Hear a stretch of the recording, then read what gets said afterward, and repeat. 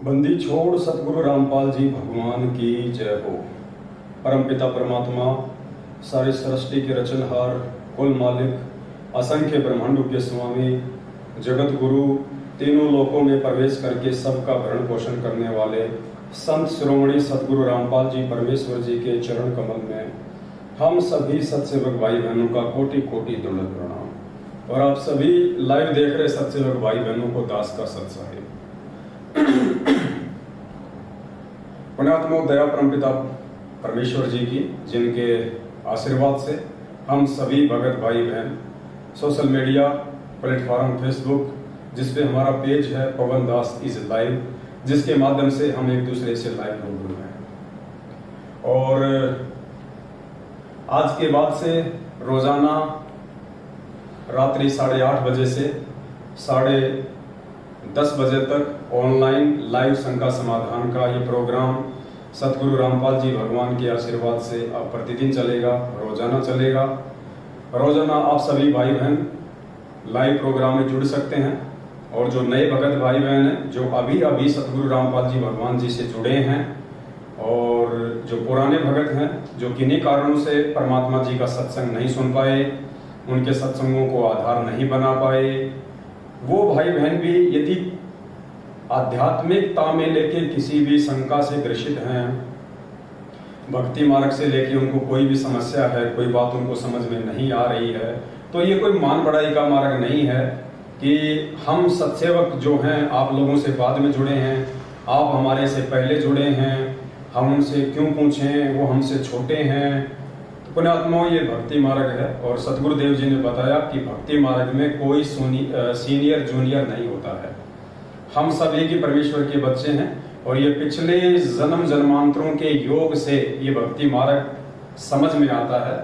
इसमें कोई जरूरी नहीं है आज जो भगत सन 2014 में जुड़ा है, 2013 में जुड़ा है, 2018 में, 2020 में जुड़ा है, हो सकता है पिछले जन्म में उसने परमात्मा की संगति कहां तक की है। हो सकता है जो भगत आज 2 साल पहले जुड़ा है, पिछले समय में उसने परमात्मा की 20 वर्ष तक उसने संगति की हो। और जो भगत आज 20 साल से जुड़ा है, हो सकता है उसने पिछले जन्म में 1 साल ही परमात्मा की संगति की हो। तो कौन भगत ज्यादा ज्ञान आधारी हुआ, कौन भगत उस परमेश्वर की विशेष आत्मा हुई। तो ज्ञान आधार से हमने भक्ति मार्ग में सीनियर और जूनियर इन सब बातों को कोई महत्व नहीं देना है। ये सारी की सारी बातें मिथ्या हैं। भक्ति मार्ग में इनके लिए कोई महत्व नहीं है।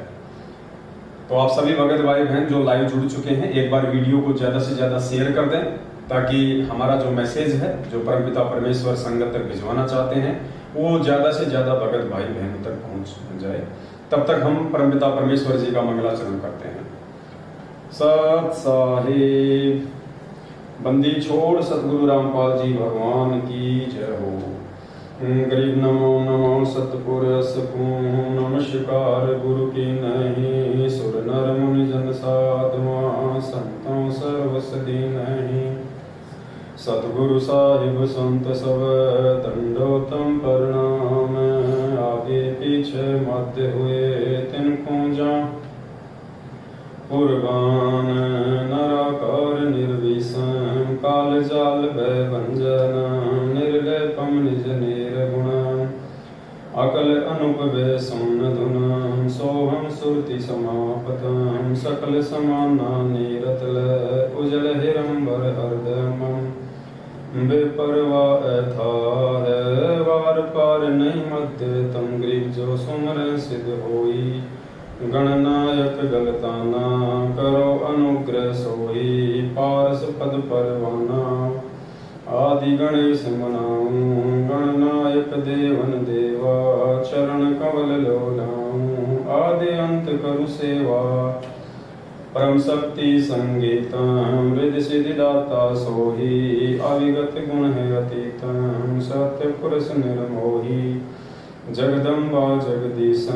मंगल रूप मुरारी, तन मन अर्पण शीशम। भक्ति मुक्ति भंडारी, सुर नर मुनि जन ध्यावे। ब्रह्मा विष्णु महेशा, शेष सहस मुख गावे। पूज आदि गणेशा, इंद्र कुबेर सरीखा। वरुण धर्म राय ध्यावे। सुन समर्थ जीवन जी का। मन इच्छा फल पावे 33 कोटि अधारा, ध्यावे 88 उतरे भव जल पारा। कट है यम की फांसी 33 कोटि अधारा, ध्यावे 88 उतरे भव जल पारा। कट है यम की फांसी सत साहे, बंदी छोड़ सतगुरु रामपाल जी भगवान की जय हो। सत्साहे भाइयों और बहनों, दया परमपिता परमात्मा जी की, जिनके शुभ आशीर्वाद से कलयुग की इस पिछली पीढ़ी में आप और हम सभी भगत भाई बहन एक दूसरे से लाइव शंका समाधान के माध्यम से रूबरू हैं।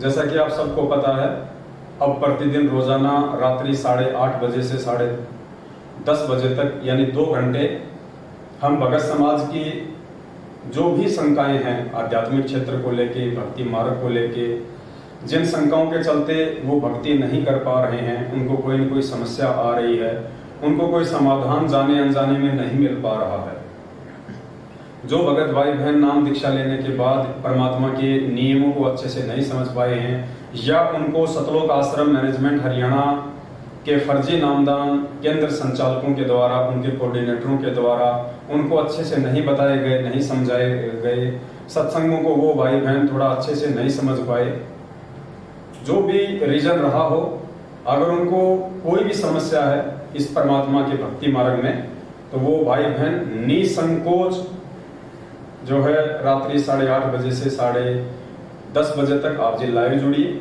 और आप हमें मैसेज भी कर सकते हैं, नंबर आपको लास्ट में दे दिया जाएगा, आप वॉइस मैसेज भी कर सकते हैं अपनी कोई भी शंका। परमात्मा जी के आशीर्वाद से, उनके सत्संगों के आधार से आपकी हर शंका का ज्ञान आधार से अच्छे से समाधान किया जाएगा।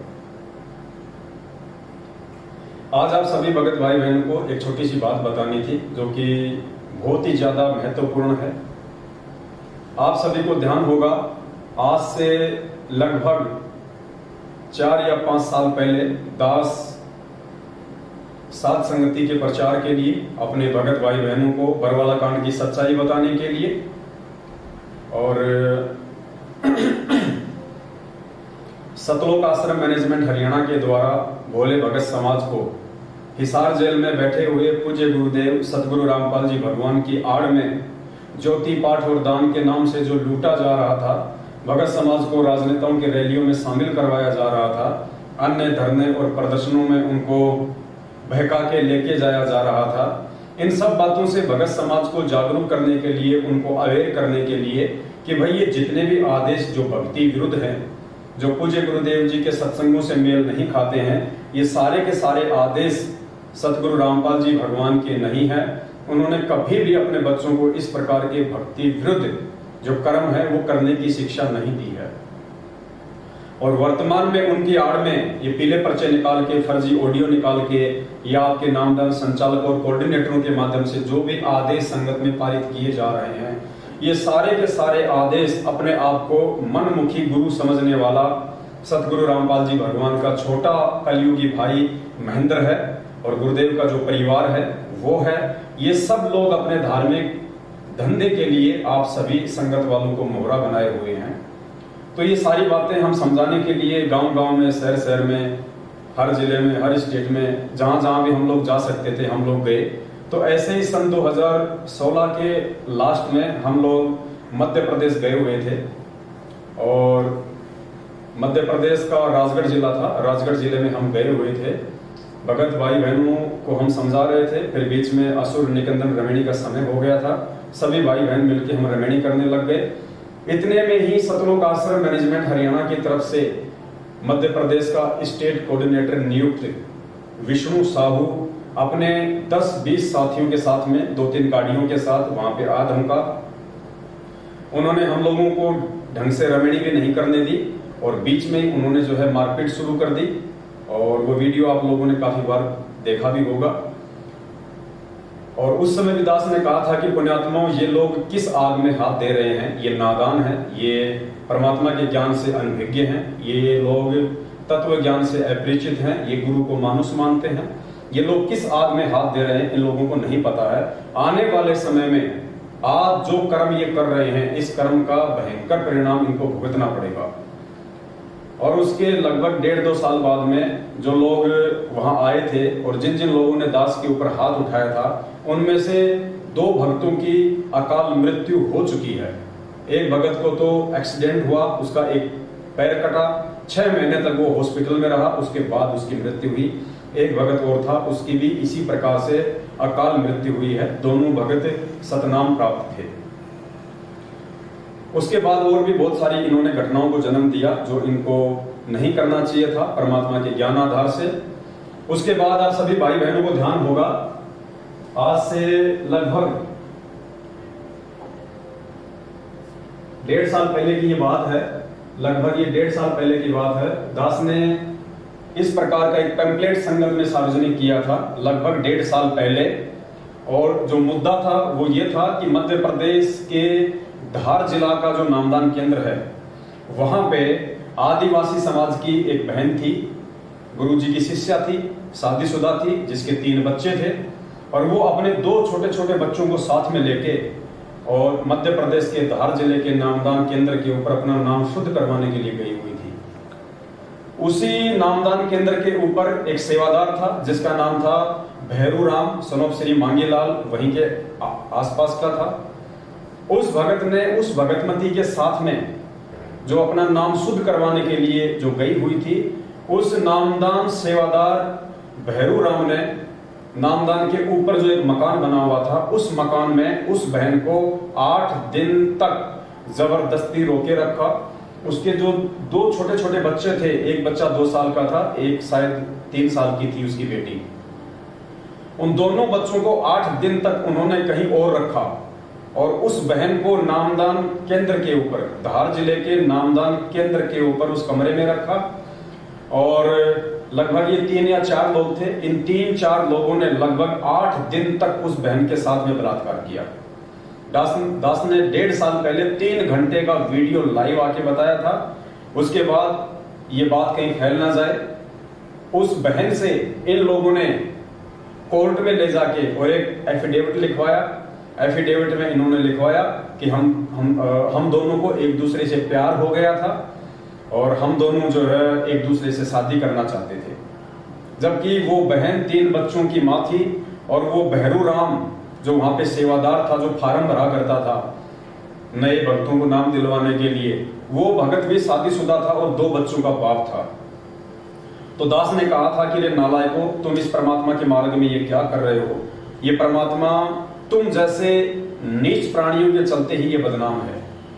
तुम आज भी परमात्मा को अपने नीच हरकतों के चलते बदनाम कर रहे हो, और जब इन नीच हरकतों के चलते कल को तुम्हारी अकाल मृत्यु होगी, तब भी तुम परमात्मा की ही बदनामी का कारण बनोगे।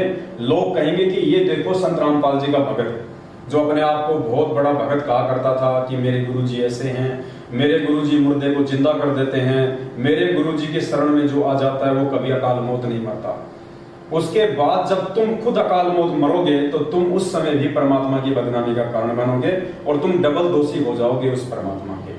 तो दास ने उस समय पुण्यात्मा एक ये पैम्पलेट निकाला था, ये देखिए 21 मार्च 2021, ये 21 मार्च 2021 और दिन रविवार। दास ने पैम्पलेट निकाला था कि 21 मार्च 2021 को दास लाइव आएगा, आप सभी भाई बहनों को उस घटना की हकीकत बताई जाएगी। उस बहन से जो एफिडेविट लिखवाया गया था कोर्ट में ले जाके अपने बचाव के लिए, वो एफिडेविट भी हमारे पास में आ गया था। दास ने एफिडेविट भी संगत में उसकी पीडीएफ कॉपी भी आप लोगों को भेजी थी और आप लोगों को लाइव में दास ने पीडीएफ भी दिखाया था।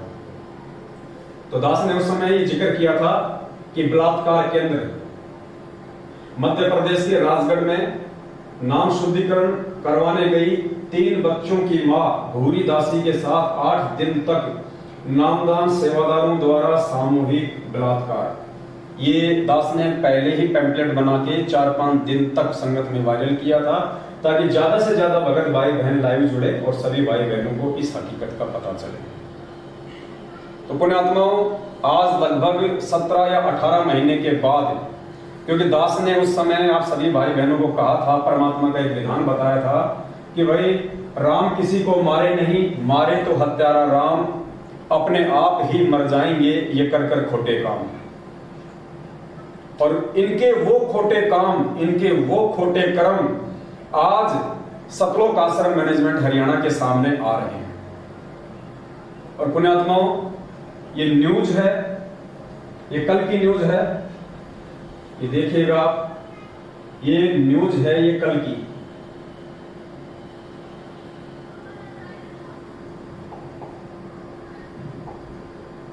ये देखिएगा, ये मजदूरों से भरी ट्रॉली पलटी, एक की मौत। भास्कर संवाददाता धार, ये धार जिला है, मांगोद कानवन मार्ग पर गुरुवार शाम 6 बजे मजदूरों से भरी ट्रैक्टर ट्रॉली सड़क से नीचे उतरकर पलट गई। ट्रॉली में सवार 9 मजदूरों को चोट आई, जबकि एक की मौत हो गई, जबकि एक मजदूर की मौके पर ही मौत हो गई। राहगीरों ने डायल 100 को इसकी सूचना दी, सभी को अस्पताल ले जाया गया, जहां प्राथमिक उपचार किया गया। बताया जा रहा है सभी घायल दसई के समीप गांव गटोदा के निवासी हैं, जो क्षेत्र में प्याज काटने के लिए गए हुए थे। खेत से लौटते समय हादसा हो गया। जानकारी के अनुसार हादसा दसई के समीप मांगोद कानवन मार्ग पर हुआ। मजदूर प्याज काटने के लिए गए हुए थे। प्याज काटने के लिए गए हुए थे। शाम को ट्रैक्टर ट्रॉली में बैठकर लौटते समय ट्रैक्टर चालक सुखराम कटारा, ये ध्यान से देखना पुण्यात्माओं,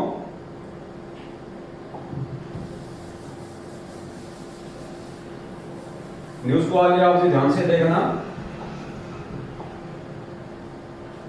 ट्रैक्टर चालक की लापरवाही से तेज गति में दौड़ते हुए समय अनियंत्रित होकर सड़क से नीचे उतरकर पलट गया।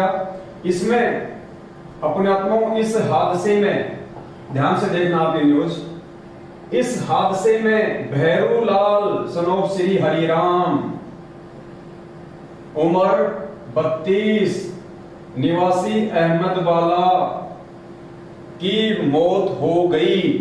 ये पुण्यात्माओं वही भैरूलाल है जिसने उस बहन के साथ में 8 दिन तक बलात्कार किया था। ये वही सतलोक आश्रम मैनेजमेंट हरियाणा के धार जिले का नामदान सेवादार भैरूलाल सनोफ श्री मांगीलाल, जिसने उस आदिवासी बहन भूरी दासी के साथ, जो 3 बच्चों की मां थी और अपना नाम शुद्ध करवाने गई हुई थी, उस बहन के बच्चों को उससे दूर करके, उसको डरा के धमका के, आदिवासी थी, 8 दिन तक उसके साथ नामदान केंद्र के ऊपर बलात्कार किया। और पुण्यात्माओं, दास ने उस समय कहा था कि इन्होंने जो ये कुकर्म किया है, सतगुरु रामपाल जी भगवान से दीक्षा लेने के बाद, उनसे नाम उपदेश लेने के बाद, ये तत्व ज्ञान लेने के बाद, ये कर्म जिन जिन लोगों ने किया है, अभी तो खाली एक का ही नंबर आया है, जिन जिन लोगों ने ये कर्म किया है और जिन जिन लोगों ने, चाहे वो नामदान संचालक हो, चाहे वहां का कोऑर्डिनेटर हो, चाहे स्टेट कोऑर्डिनेटर हो, चाहे सतलोक आश्रम मैनेजमेंट हरियाणा वाले हों, जिन जिन लोगों ने उस कुकर्म में सहयोग किया है और जिन लोगों ने उस न्यूज को, उस बात को दबाया था, उस समय संगत में ऊपर आने नहीं दिया, उन सभी लोगों की आने वाले समय में परमात्मा के विधान अनुसार दुर्गति से मौत होगी। क्योंकि ये इस प्रकार का जो कुकर्म है वो अक्षम्य है, वो क्षमा करने योग्य नहीं होता है। तो आज आपकी आंखों के सामने पुण्यात्माओं, 18 महीने के बाद जो परमात्मा ने दास से मैसेज डलवाया था, वीडियो बनवाया था कि आने वाले समय में इनकी मौत होगी और दुनिया इनकी मौत को देखेगी और लोग कहेंगे कि देखो ये हैं संत रामपाल जी के भगत, और ये लोग उस परमात्मा की बदनामी का कारण बनेंगे। आपकी आंखों के सामने पुण्यात्माओं ये घटना है। आज जितने भी नामदान संचालक हैं, जितने भी स्टेट कोऑर्डिनेटर हैं, जितने भी कोऑर्डिनेटर हैं, वो अपने आप में बहुत ज्यादा सैन्य बन रहे होंगे, अपने आप में बहुत ज्यादा होशियार बन रहे होंगे।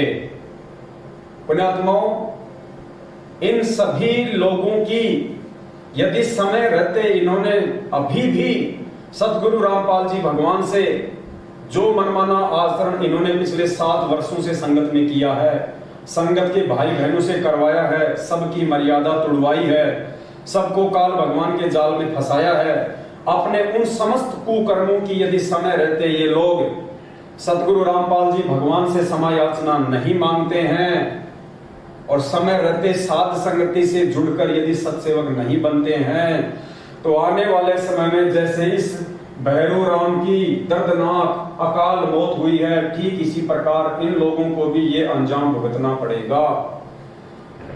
ये परमात्मा का विधान है कि राम किसी को मारे नहीं, मारे तो हत्यारा राम अपने आप ही मर जाएंगे, ये कर कर खोटे काम। और ये देखिए पुण्यात्मा, ये फोटो आई हुई है, ये ट्रैक्टर था और ये ट्रॉली ये पलटी हुई है और इस भैरू राम की, इस भैरू लाल सनोप श्री हरिराम 32 निवासी अहमद बोला की मौत। और आप लोगों से कुछ भी छुपा नहीं है पुण्यात्माओं, ये कोई ज्यादा दिन की बात नहीं है, अभी लगभग 15 से 20 दिन पहले की ये बात है। दास ने छोटा सा वीडियो भी बना के संगत में वायरल किया था, आप सभी भाई बहनों को दास ने समझाया भी था।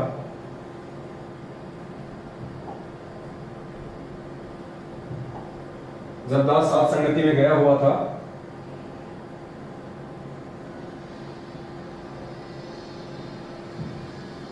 जब दास बंबई के अलीबाग में साथ संगति में गया हुआ था, तो उस समय दास ने छोटा सा वीडियो बना के आप सभी भाई बहनों को समझाया भी था, आप जी को बताया भी था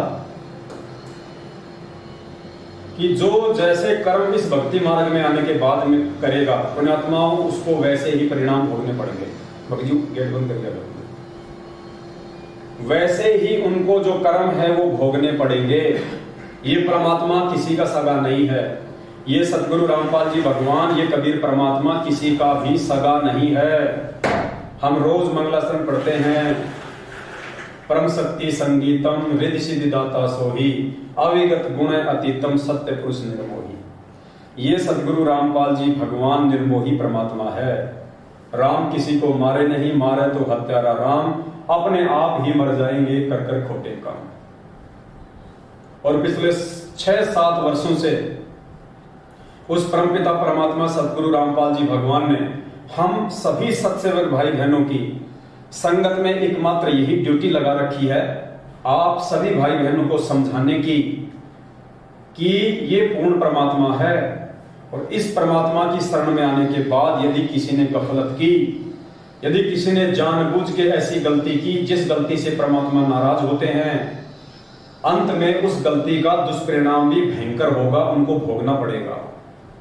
और पुण्यात्माओं, इनके जितने भी कोऑर्डिनेटर हैं अभी तक, इनके जितने भी सेवादार हैं अभी तक, जिनकी भी मौत हुई है, किसी की भी सामान्य मौत नहीं हुई, किसी भी कोऑर्डिनेटर या नामदान संचालक या सेवादार की साधारण मौत नहीं हुई है, सभी की अकाल मौत हुई है। आज से लगभग 15 से 20 दिन पहले बिहार का स्टेट कोऑर्डिनेटर राजदेव बाबू, राजदेव दास पुण्यात्माओं, उसकी अकाल मृत्यु हो चुकी है। एक स्टेट कोऑर्डिनेटर की जो पूरी संगत को हैंडल कर रहा है, उसकी हार्ट अटैक से और बाथरूम में उसकी मौत हुई है। बाथरूम की सीट से वो उठ भी नहीं पाया, बाथरूम की सीट से वो उठ भी नहीं पाया और हार्ट अटैक से उसकी दर्दनाक अकाल मृत्यु हुई है 15 से 20 दिन पहले बिहार के स्टेट कोऑर्डिनेटर की। पुण्यात्माओं, लैट्रिन करते समय यदि किसी के प्राण निकलते हैं तो परमेश्वर का विधान कहता है कि सीधा वो नरक में जाता है, वो नरकगामी है सीधा। जिसकी मल द्वार से जिसके प्राण निकलते हैं, मल द्वार से जिसके प्राण निकलते हैं, वो कहां जाता है? सीधा वो नरक द्वार में जाता है, वो सीधा नरक द्वार में जाता है, जिसके मल द्वार से जिसके प्राण निकलते हैं। तो जो बिहार का स्टेट कोऑर्डिनेटर था राजदेव बाबू, आप सभी भाई बहनों को पता है कि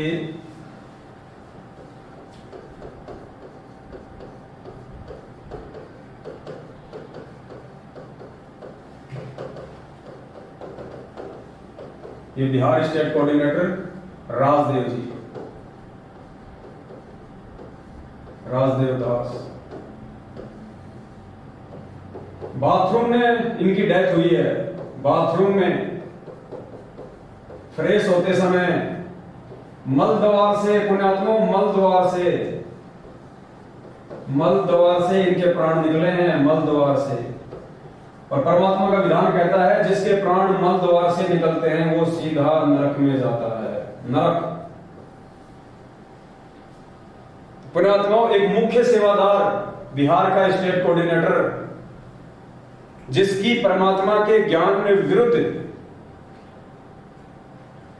चलते हुए, परमात्मा के विधान को तोड़ते हुए, सतलोक आश्रम मैनेजमेंट हरियाणा और गुरुदेव के कलयुगी परिवार वालों के कुकर्मों में सहयोग करने के चलते, जिसने 7 साल से सिर्फ और सिर्फ अपने कर्म ही खराब किए, हम भगत समाज को जागरूक करते, वो उल्टा भगत समाज को नींद में सुला देते, गुरुदेव का फर्जी आदेश बता के। बस भगत समाज के दान के ऊपर इन कुपात्रों ने बड़ी बड़ी जो है गाड़ियां लेके खरीदी हुई, अपनी कोठियां जिन्होंने बनाई, अपनी पर्सनल जिन्होंने प्रॉपर्टियां बनाई और भगत समाज से राजनीतियां करवाई, भगत समाज को हरियाणा के जाट आरक्षण में शामिल करवाया।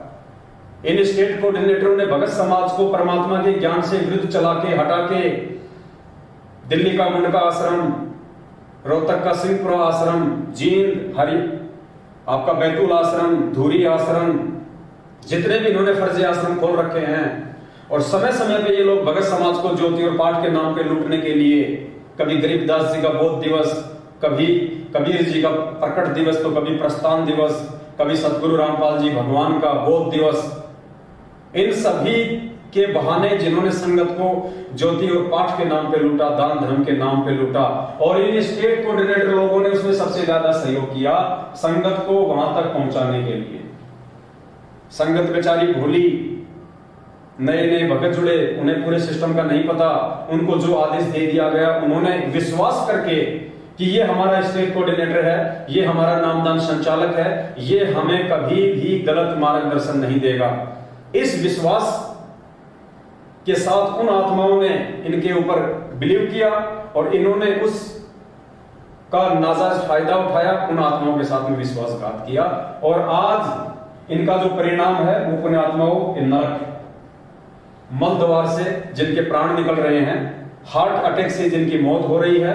अब सोचिए पुण्यात्माओं, एक मुख्य सेवादार अगर अकाल मौत मर रहा है, मुख्य सेवादार का मतलब है जो सबसे ज्यादा सेवा करता हो, जो परमात्मा के सबसे ज्यादा नजदीक हो,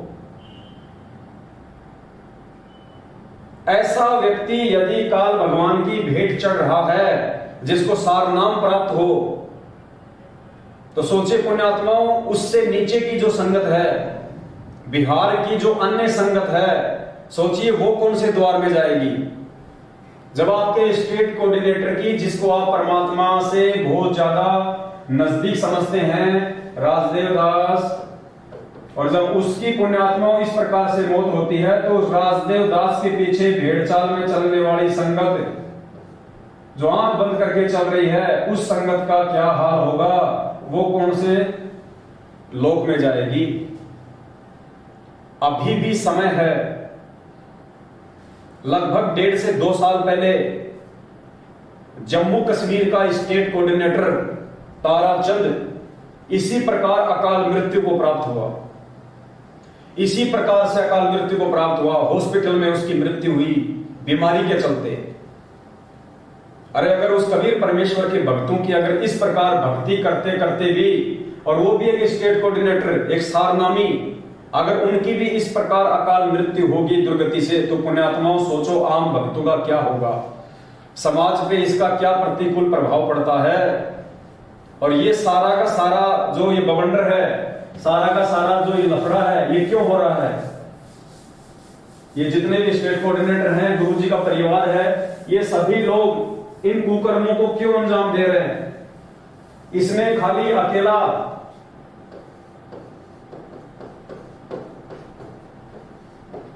सतलोक आश्रम मैनेजमेंट हरियाणा ही जिम्मेदार नहीं है,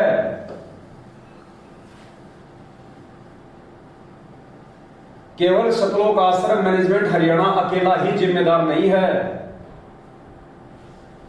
इसमें मैनेजमेंट का साथ जो दे रहे हैं वो है स्टेट कोऑर्डिनेटर,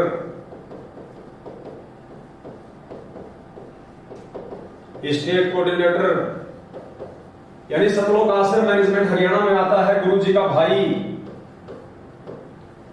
गुरु जी का परिवार, गुरु जी के रिश्तेदार, ये जितने भी लोग हैं इनको सतलोक आश्रम मैनेजमेंट हरियाणा के नाम से जाना जाता है। जो लोग सतलोक आश्रम बरवाला में सारी की सारी मैनेजमेंट को संभाल रहे थे, इनको सतलोक आश्रम मैनेजमेंट हरियाणा कहा जाता है। उसके बाद में इस सतलोक आश्रम मैनेजमेंट हरियाणा के कुक्रम में सबसे ज्यादा जो सहयोगी हैं वो है स्टेट कोऑर्डिनेटर।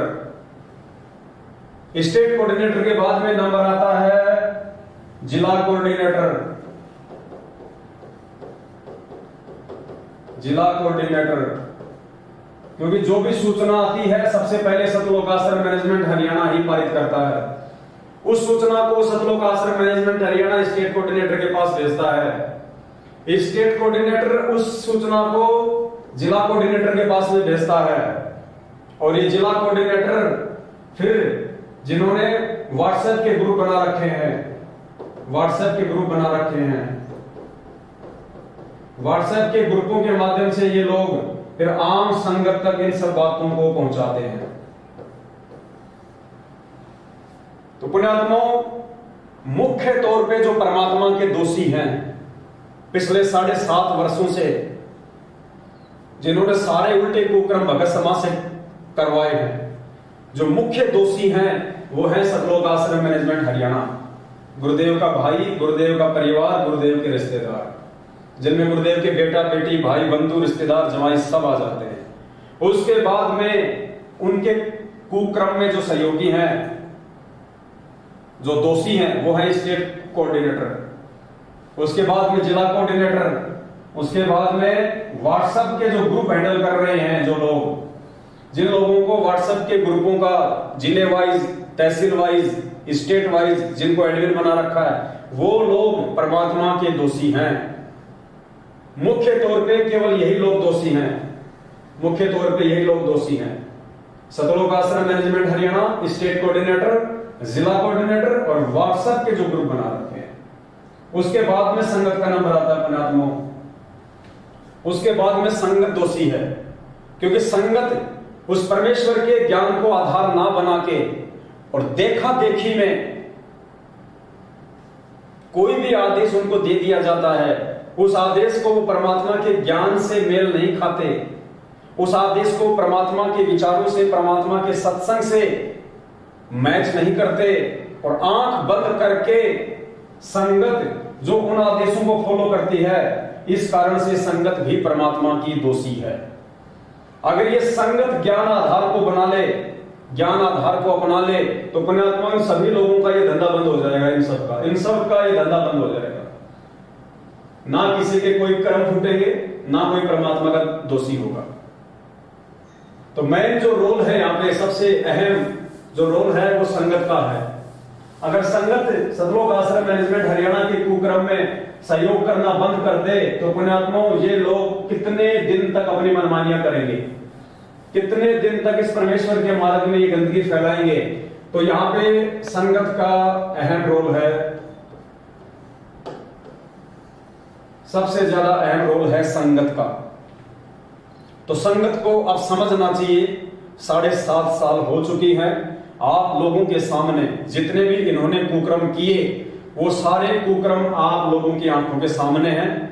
जब आपके स्टेट कोऑर्डिनेटर की अकाल मौत हो रही है, आपके जिला कोऑर्डिनेटरों की अकाल मौत हो रही है, आपके नामदान संचालकों की अकाल मौत हो रही है, तो पुण्यात्माओं विचार करो आप लोगों के साथ में क्या होगा जब आपकी भी बैटरी डिश होगी। और संगत तो आए दिन मर ही रही है, संगत तो आए दिन मर ही रही है। तो पुण्यात्माओं उस परमेश्वर की बदनामी का कारण ना बने, और आप सभी भगत भाई बहन इस परमेश्वर जी के ज्ञान को आधार बनाएं, और ज्ञान को आधार बना के जितना जल्दी हो सभी भाई बहन साध संगत से जुड़ जाएं, साध संगत से जुड़ जाएं सभी भाई बहन। पुण्यात्माओं, साध संगत से ही आप लोग इस परमात्मा के ज्ञान पे आप जी टिक पाओगे और आप सतगुरुदेव जी को पहचान पाओगे। वरना जब तक हम अपने गुरु को मानुष मानेंगे, जब तक हम गुरु को मानुष समझेंगे पुण्यात्माओं, तब तक हमारे ना तो यहाँ पे कोई हमारे कर्म सुधरेंगे, ना हमको यहाँ पे कोई सुख मिलने वाला है, और ना ही यहाँ से शरीर छोड़ने के बाद में हमारी कोई गति होनी है। क्योंकि 350 साल पहले गरीबदास जी महाराज जी ने स्पष्ट कह दिया कि गुरु मानुष कर जानते वो नर कहिए अंध और दुखी संसार में आ गए उनके फंदे। तो आप लोगों को गुरु जी को मानुष ही मनवाया जा रहा है। 2020 में आप लोगों से गुरुदेव का जन्मदिन मनवाया गया, पीला पर्चा निकाला गया, सरेआम जन्म दिवस मनाया गया संत रामपाल जी भगवान का। अरे भगवान का जन्मदिन मनाओगे तो पुण्यात्माओं पार कैसे हो जाओगे? ना सतगुरु जननी जने जाके माना बाप, पिंड भ्रमण से रहित है ना वाते होता। पुण्यात्माओं, ये परमात्मा है, ये परमेश्वर है, और हम सत्सेवकों के माध्यम से बार बार यह परमात्मा आप जियों तक संदेश भिजवा रहे हैं। आप जियों को हर रोज एक नया संदेश परमात्मा भिजवा रहा है, क्योंकि उस परमेश्वर को आगामी समय दिखाई दे रहा है कि आगामी समय में क्या होगा, काल किस प्रकार से संगत में तांडव मचाएगा, देश और दुनिया में तांडव मचाएगा। अगर इस परमात्मा ने ही अगर बचाना हो संगत को, अगर ऐसे ही, तो पुण्यात्माओं आए दिन संगत में आपके जो स्टेट कोऑर्डिनेटर लोग मर रहे हैं, आपके जिला कोऑर्डिनेटर मर रहे हैं, संगत वाले भाई बहन जो सार नाम तक प्राप्त हैं, जिनकी अकाल मृत्यु हो रही है, परमात्मा उन सबको क्यों नहीं बचा रहा? गुरुदेव उन सभी को क्यों नहीं बचा रहे? अगर ऐसे ही परमात्मा ने यदि बचाना होता तो। इसलिए पुण्यात्माओं परमात्मा हमें समय दे रहे हैं, वरना 7.5 साल हो गई परमात्मा को जेल में बैठे हुए। उनको बैठने की आवश्यकता नहीं थी, उनको कोई बांध नहीं सकता, कोई रोक नहीं सकता। ये अबंध परमात्मा है। ये परमात्मा सिर्फ और सिर्फ इंतजार कर रहा है इस बात का कि उस विनाशकारी समय से पहले जितना जल्दी हो सके मेरे बच्चे ज्ञान को आधार बना ले, नीर खीर का निबेरा कर ले, लाल और लालड़ी की पहचान कर ले, और समय रहते मेरे सभी बच्चे साध संगति से जुड़ जाएं, ज्ञान को आधार बना लें। परमात्मा ने हमारे को शिक्षा क्यों दी है? शिक्षा सिर्फ हमारे को इसलिए दी है कि हम इस भक्ति मार्ग में किसी के बहकावे में आने से बचें और हम परमेश्वर की भक्ति निसंशय रूप से कर सके। भाई और बहनों, ये मौके बार बार नहीं मिलेंगे। एक बार यदि ये बात आप लोगों के हाथ से निकल गई, वो कहते हैं ना कि तीर कमान से और बात जुबान से एक बार निकल जाती है, वापस नहीं आती। ये मौका जो परमात्मा दे रहे हैं बार बार 7 साल हो गई परमात्मा को, एक गोल्डन चांस है। ये मौका दोबारा नहीं मिलेगा। सिवाय हाथ धर के सिर पे रोने के कुछ भी शेष नहीं रहेगा। हम सत्सेवकों का कोई स्वार्थ नहीं है आप लोगों से। हम आपको बता रहे हैं, समझा रहे हैं, हमारा कोई स्वार्थ नहीं है इसमें, कोई स्वार्थ नहीं हमारा किसी भी प्रकार का। हम निस्वार्थ भाव से उस परमेश्वर की तरह इस परमार्थ के मार्ग में ये सेवा दे रहे हैं। पुण्यात्माओं, आपने कुपात्र सतलोक आश्रम मैनेजमेंट हरियाणा को, ये कुपात्र सतलोक आश्रम मैनेजमेंट हरियाणा को आपने ज्योति पाठ और दान का दिन रात अंधे होके आप लोगों ने पैसा दिया। दिन रात इस कुपात्र सतलोक आश्रम मैनेजमेंट हरियाणा ने आपका पैसा कहां लगाया? जाट आरक्षण में। कहां लगाया? राजनीति में। कहां लगाया? गाड़ी घोड़े खरीदने में, गाड़ी खरीदने में। कहां लगाया? फर्जी आश्रम बना डाले, इन पत्थरों में पैसा बर्बाद कर दिया। कहां लगाया? आनंदपाल सिंह की सीबीआई जांच में, आनंदपाल सिंह की सीबीआई जांच में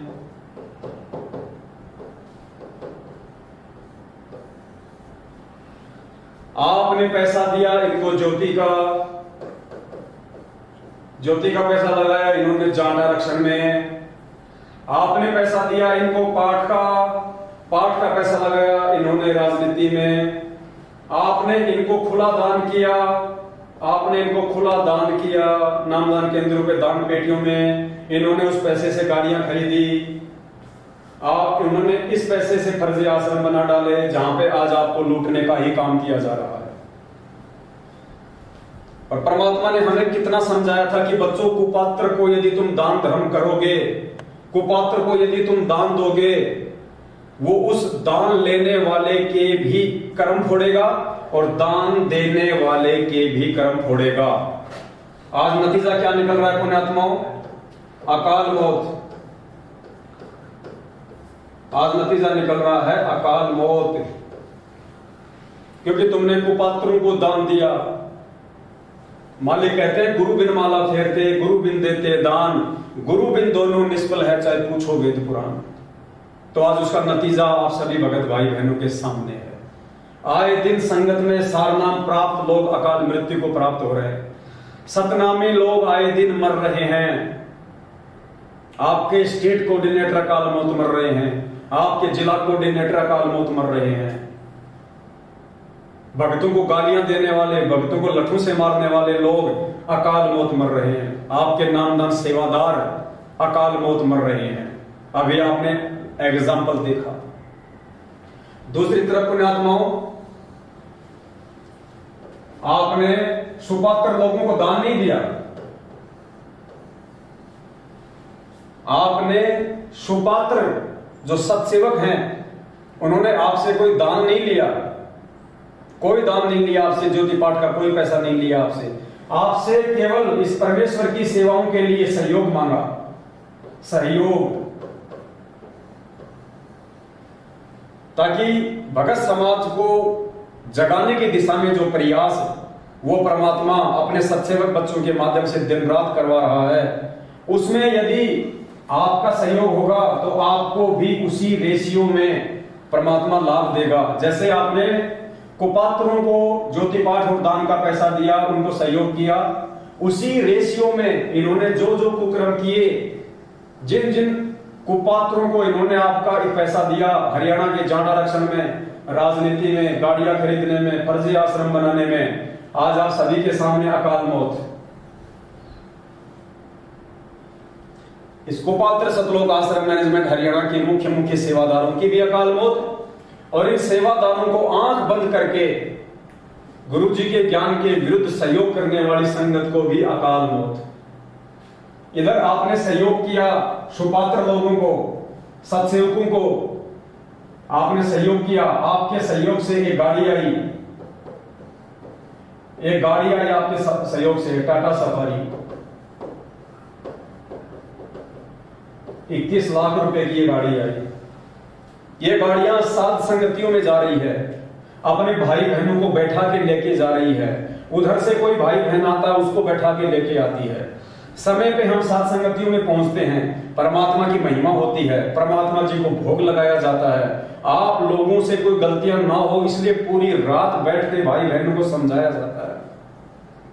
आप अपने दान का सदुपयोग कर सको, आप सही तरीके से मर्यादा में रह के भक्ति कर सको, इसके लिए रात दिन ये गाड़ी जहां भी परमात्मा सेवा में भेजते हैं ये गाड़ी जाती है। ये गाड़ी कोई सतलोक आश्रम मैनेजमेंट हरियाणा वालों की तरह सात संगतियों को रोकने के लिए नहीं जाती। ये गाड़ी इन मैनेजमेंट वालों की तरह ये के ससुराल में नहीं जाती। ये गाड़ी यार दोस्तों के साथ में कुल्लू और मनाली घूमने के लिए नहीं जाती। ये गाड़ियां फालतू में डीजल और पेट्रोल को बर्बाद नहीं करती। यहां सारे उल्टे क्रम। और यहां जो आप लोगों ने सुपात्र को सहयोग किया, सुपात्र को सहयोग करने के बाद में आपका पैसा जहां जहां यूज हुआ, आज आप देख रहे हैं एक डिजिटल बोर्ड है, ये 75 इंच का है डिजिटल बोर्ड। ये लगभग 1,94,000 रुपए का आया है। दास की औकात नहीं थी, आप सभी भाई बहनों से परमात्मा ने सहयोग करवाया, तो ये सेवा में काम आ रहा है। आप भाई बहनों को समझाने के लिए, विस्तार से बताने के लिए। तो ये आप सभी भाई बहनों की उसी रेशियो में सेवा लग गई।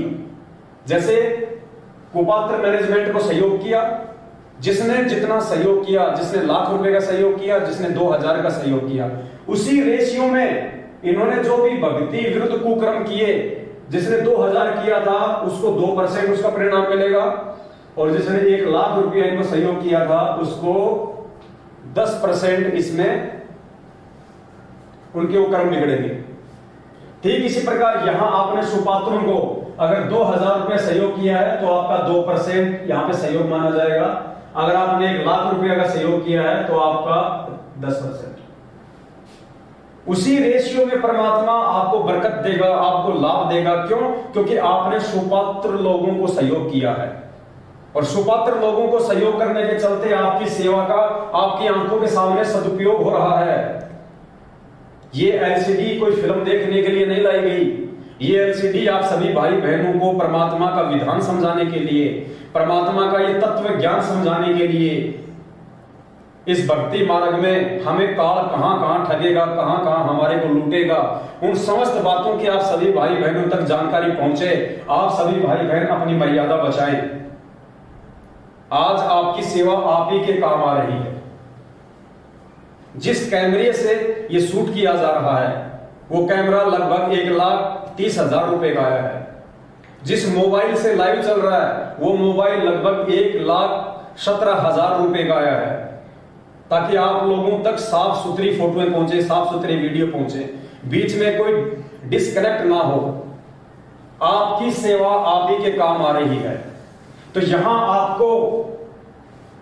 आपने जो सुपात्र को सहयोग किया, जो मदद की, और आपकी मदद लाखों भगत भाई बहनों को भक्ति मार्ग पे जोड़ रही है। लाखों भाई बहनों को भक्ति मार्ग पे उनकी जो मर्यादा जो टूटी हुई थी उन मर्यादाओं को वापस ठीक करवा रही है। आपके चंद रुपयों का सहयोग इस परमेश्वर से जो आत्मा दूर हो चुकी थी, सतलोक आश्रम मैनेजमेंट हरियाणा के कुकर्म देखकर, सतलोक आश्रम मैनेजमेंट हरियाणा की मनमानियां देखकर, आज वो आत्मा आपके द्वारा सहयोग किए गए इन साधनों से ये वीडियो देख देख के वो आत्मा पुनः सच्चाई से परिचित होके कि भैया मुख्य दोषी तो मैनेजमेंट है, सतलोक आश्रम मैनेजमेंट हरियाणा है। हमारे गुरुदेव का बरवाला कांड में किसी प्रकार का कोई दोष या कोई सहयोग नहीं है। मुख्य दोषी ये मैनेजमेंट है, गुरुजी का परिवार है। इन लोगों की उल्टी हरकतों के चलते हमारे गुरुजी आज देश और दुनिया में बदनाम है। गुरुजी हिसार जेल में बैठे हुए हैं। तो आज लोगों को ये वीडियो देख देख के ये नीर खीर का निवेरा संगत कर रही है, लाल और लालनी की पहचान संगत कर रही है। तो पुण्यात्माओं, इसका जो श्रेय है उसी अनुपात में जिन जिन भगत भाई बहनों ने सुपात्रों को सहयोग किया है, और आपके सहयोग से जितने भी साधन आए हैं, जिन साधनों से भगत समाज जाग रहा है, परमात्मा उसी रेशियो में आपको बरकत देगा। आपके आने वाले संकट को परमात्मा टालेगा। यहां इतना दान धर्म देते देते भी, कुपात्र सतलोक आश्रम मैनेजमेंट हरियाणा को इतना दान धर्म करते करते भी लोगों को क्या मिल रही है? अकाल मौत। और यहां पुण्यात्मा आपने जो थोड़ा सा जो सहयोग किया है उसके बदले आप देखना, परमात्मा आपके आने वाले समय में जो कांटे होंगे परमात्मा उनको हरेगा, आपके ऊपर आपत्ति नहीं आने देगा। क्योंकि आपने परमेश्वर के ज्ञान को आधार बना के, आपने उस परमेश्वर की मर्यादाओं को मद्देनजर रखते हुए आपने अपने ही सत्सेवक भाई बहन, आपने सुपात्र को सहयोग किया है, जो आपके दान धर्म का दुरुपयोग नहीं कर सकते। पुण्यात्मा, इसलिए परमात्मा आके हमें इतना ज्ञान देता है। इसलिए परमात्मा ने पिछले 27 वर्षों से हमारे को ये अनमोल तत्व ज्ञान दिया है। परमात्मा ने दिन रात एक की है। हम नालायकों तक ये अपना आध्यात्मिक ज्ञान पहुंचाने के लिए उस परमात्मा को 2-2 बार जेल जाना पड़ा है। परमात्मा ने देश और दुनिया वालों की गालियां खाई है। गांव गांव जाके परमात्मा ने लोगों के ताने सहे हैं, तब कहीं जाके ये ज्ञान उस परमेश्वर का आप और हम सभी आत्माओं तक ये पहुंचा है। और आज इस मैनेजमेंट के द्वारा, गुरुदेव के कलयुगी परिवार के द्वारा उस ज्ञान की धज्जियां उड़ाई जा रही है। और ये परिणाम आप सभी भाई बहनों के सामने है। एक छोटी सी जानकारी थी जो आप सभी भगत भाई बहनों को देनी जरूरी थी परमात्मा जी के आशीर्वाद से। और उसके बाद आज दिन में एक भगत भाई बहन की शंका आई थी, बहुत सारे भगत भाई बहनों के फोन भी आए और उनके व्हाट्सएप पे उनके मैसेज भी आए, तो समय हमारे पास में आज है नहीं ज्यादा। तो एक जो शंका है जो ज्यादातर भगत भाई बहनों की शंका थी, और उन सभी भाई बहनों ने जो शंका जो हमने जाहिर की है, उन सब ने कहा कि भगत जी 2014 बरवाला कांड के बाद 2014 बरवाला कांड के बाद जिन भगत भाई बहनों ने अपनी मर्यादाएं तोड़ दी थी, जो भगत भाई बहन इस परमेश्वर के ज्ञान से दूर हो गए थे, 2014 बरवाला कांड,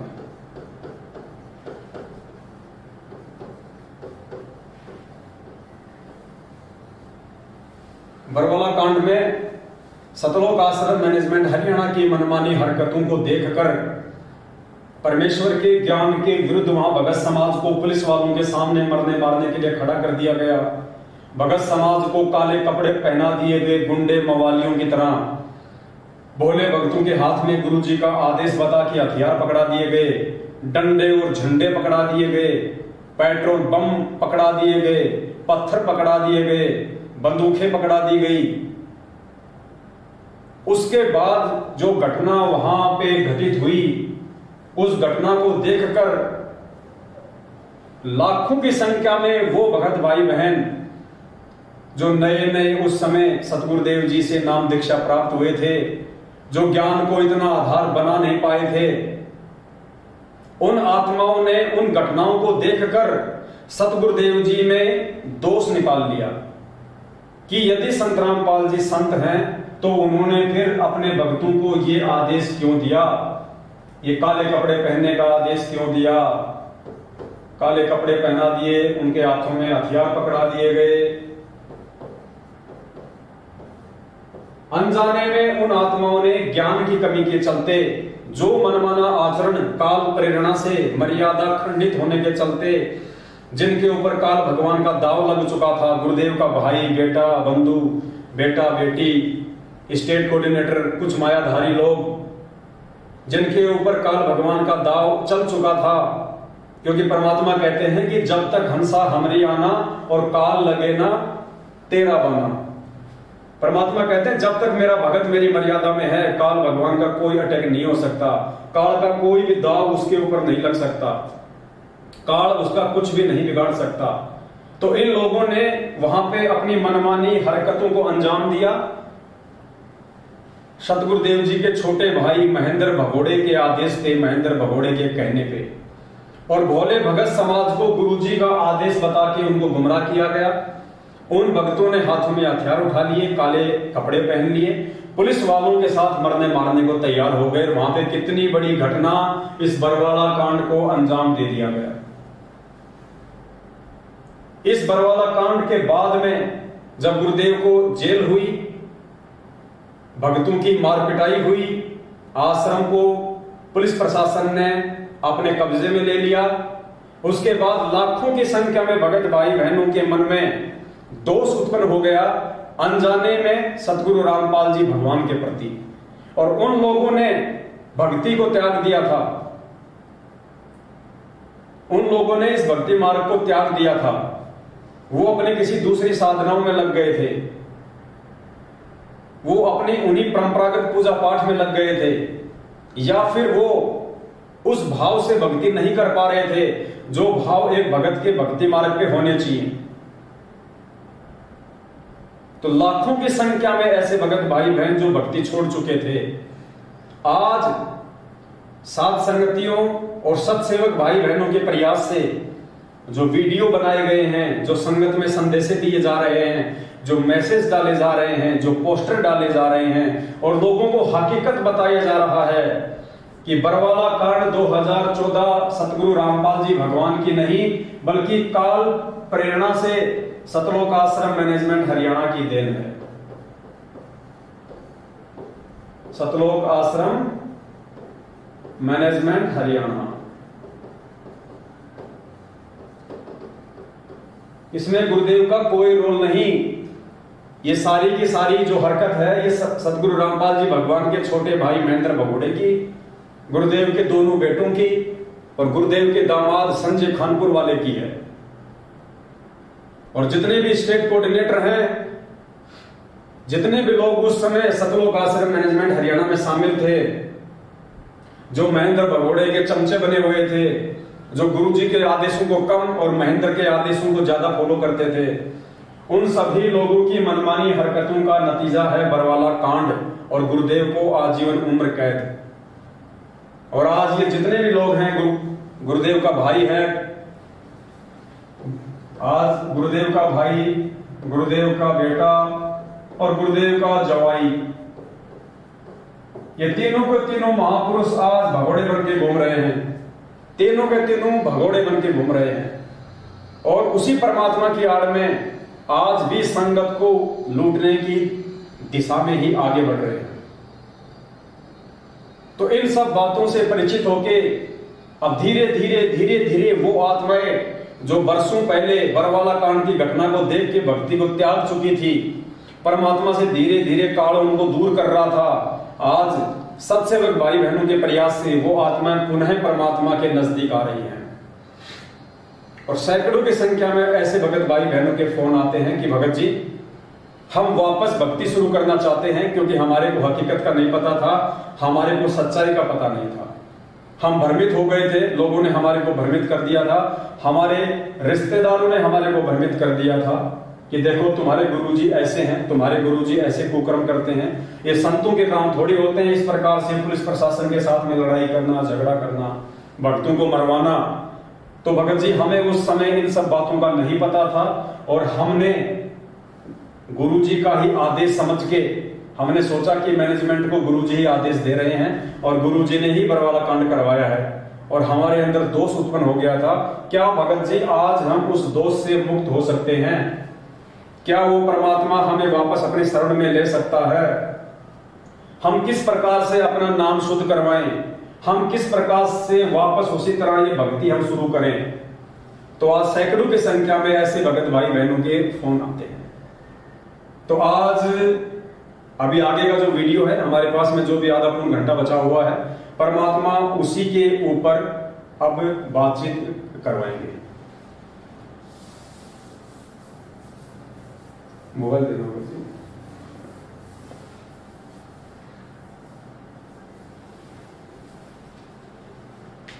तो आज का लाइव शंका समाधान का हमारा जो टॉपिक है, जो विषय है, वो ये है कि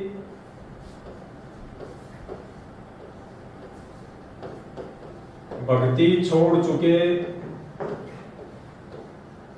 भाई बहन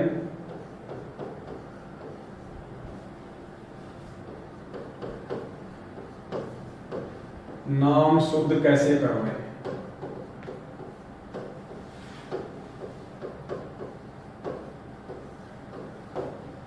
भक्ति छोड़ चुके भाई बहन नाम शुद्ध कैसे करवाएं?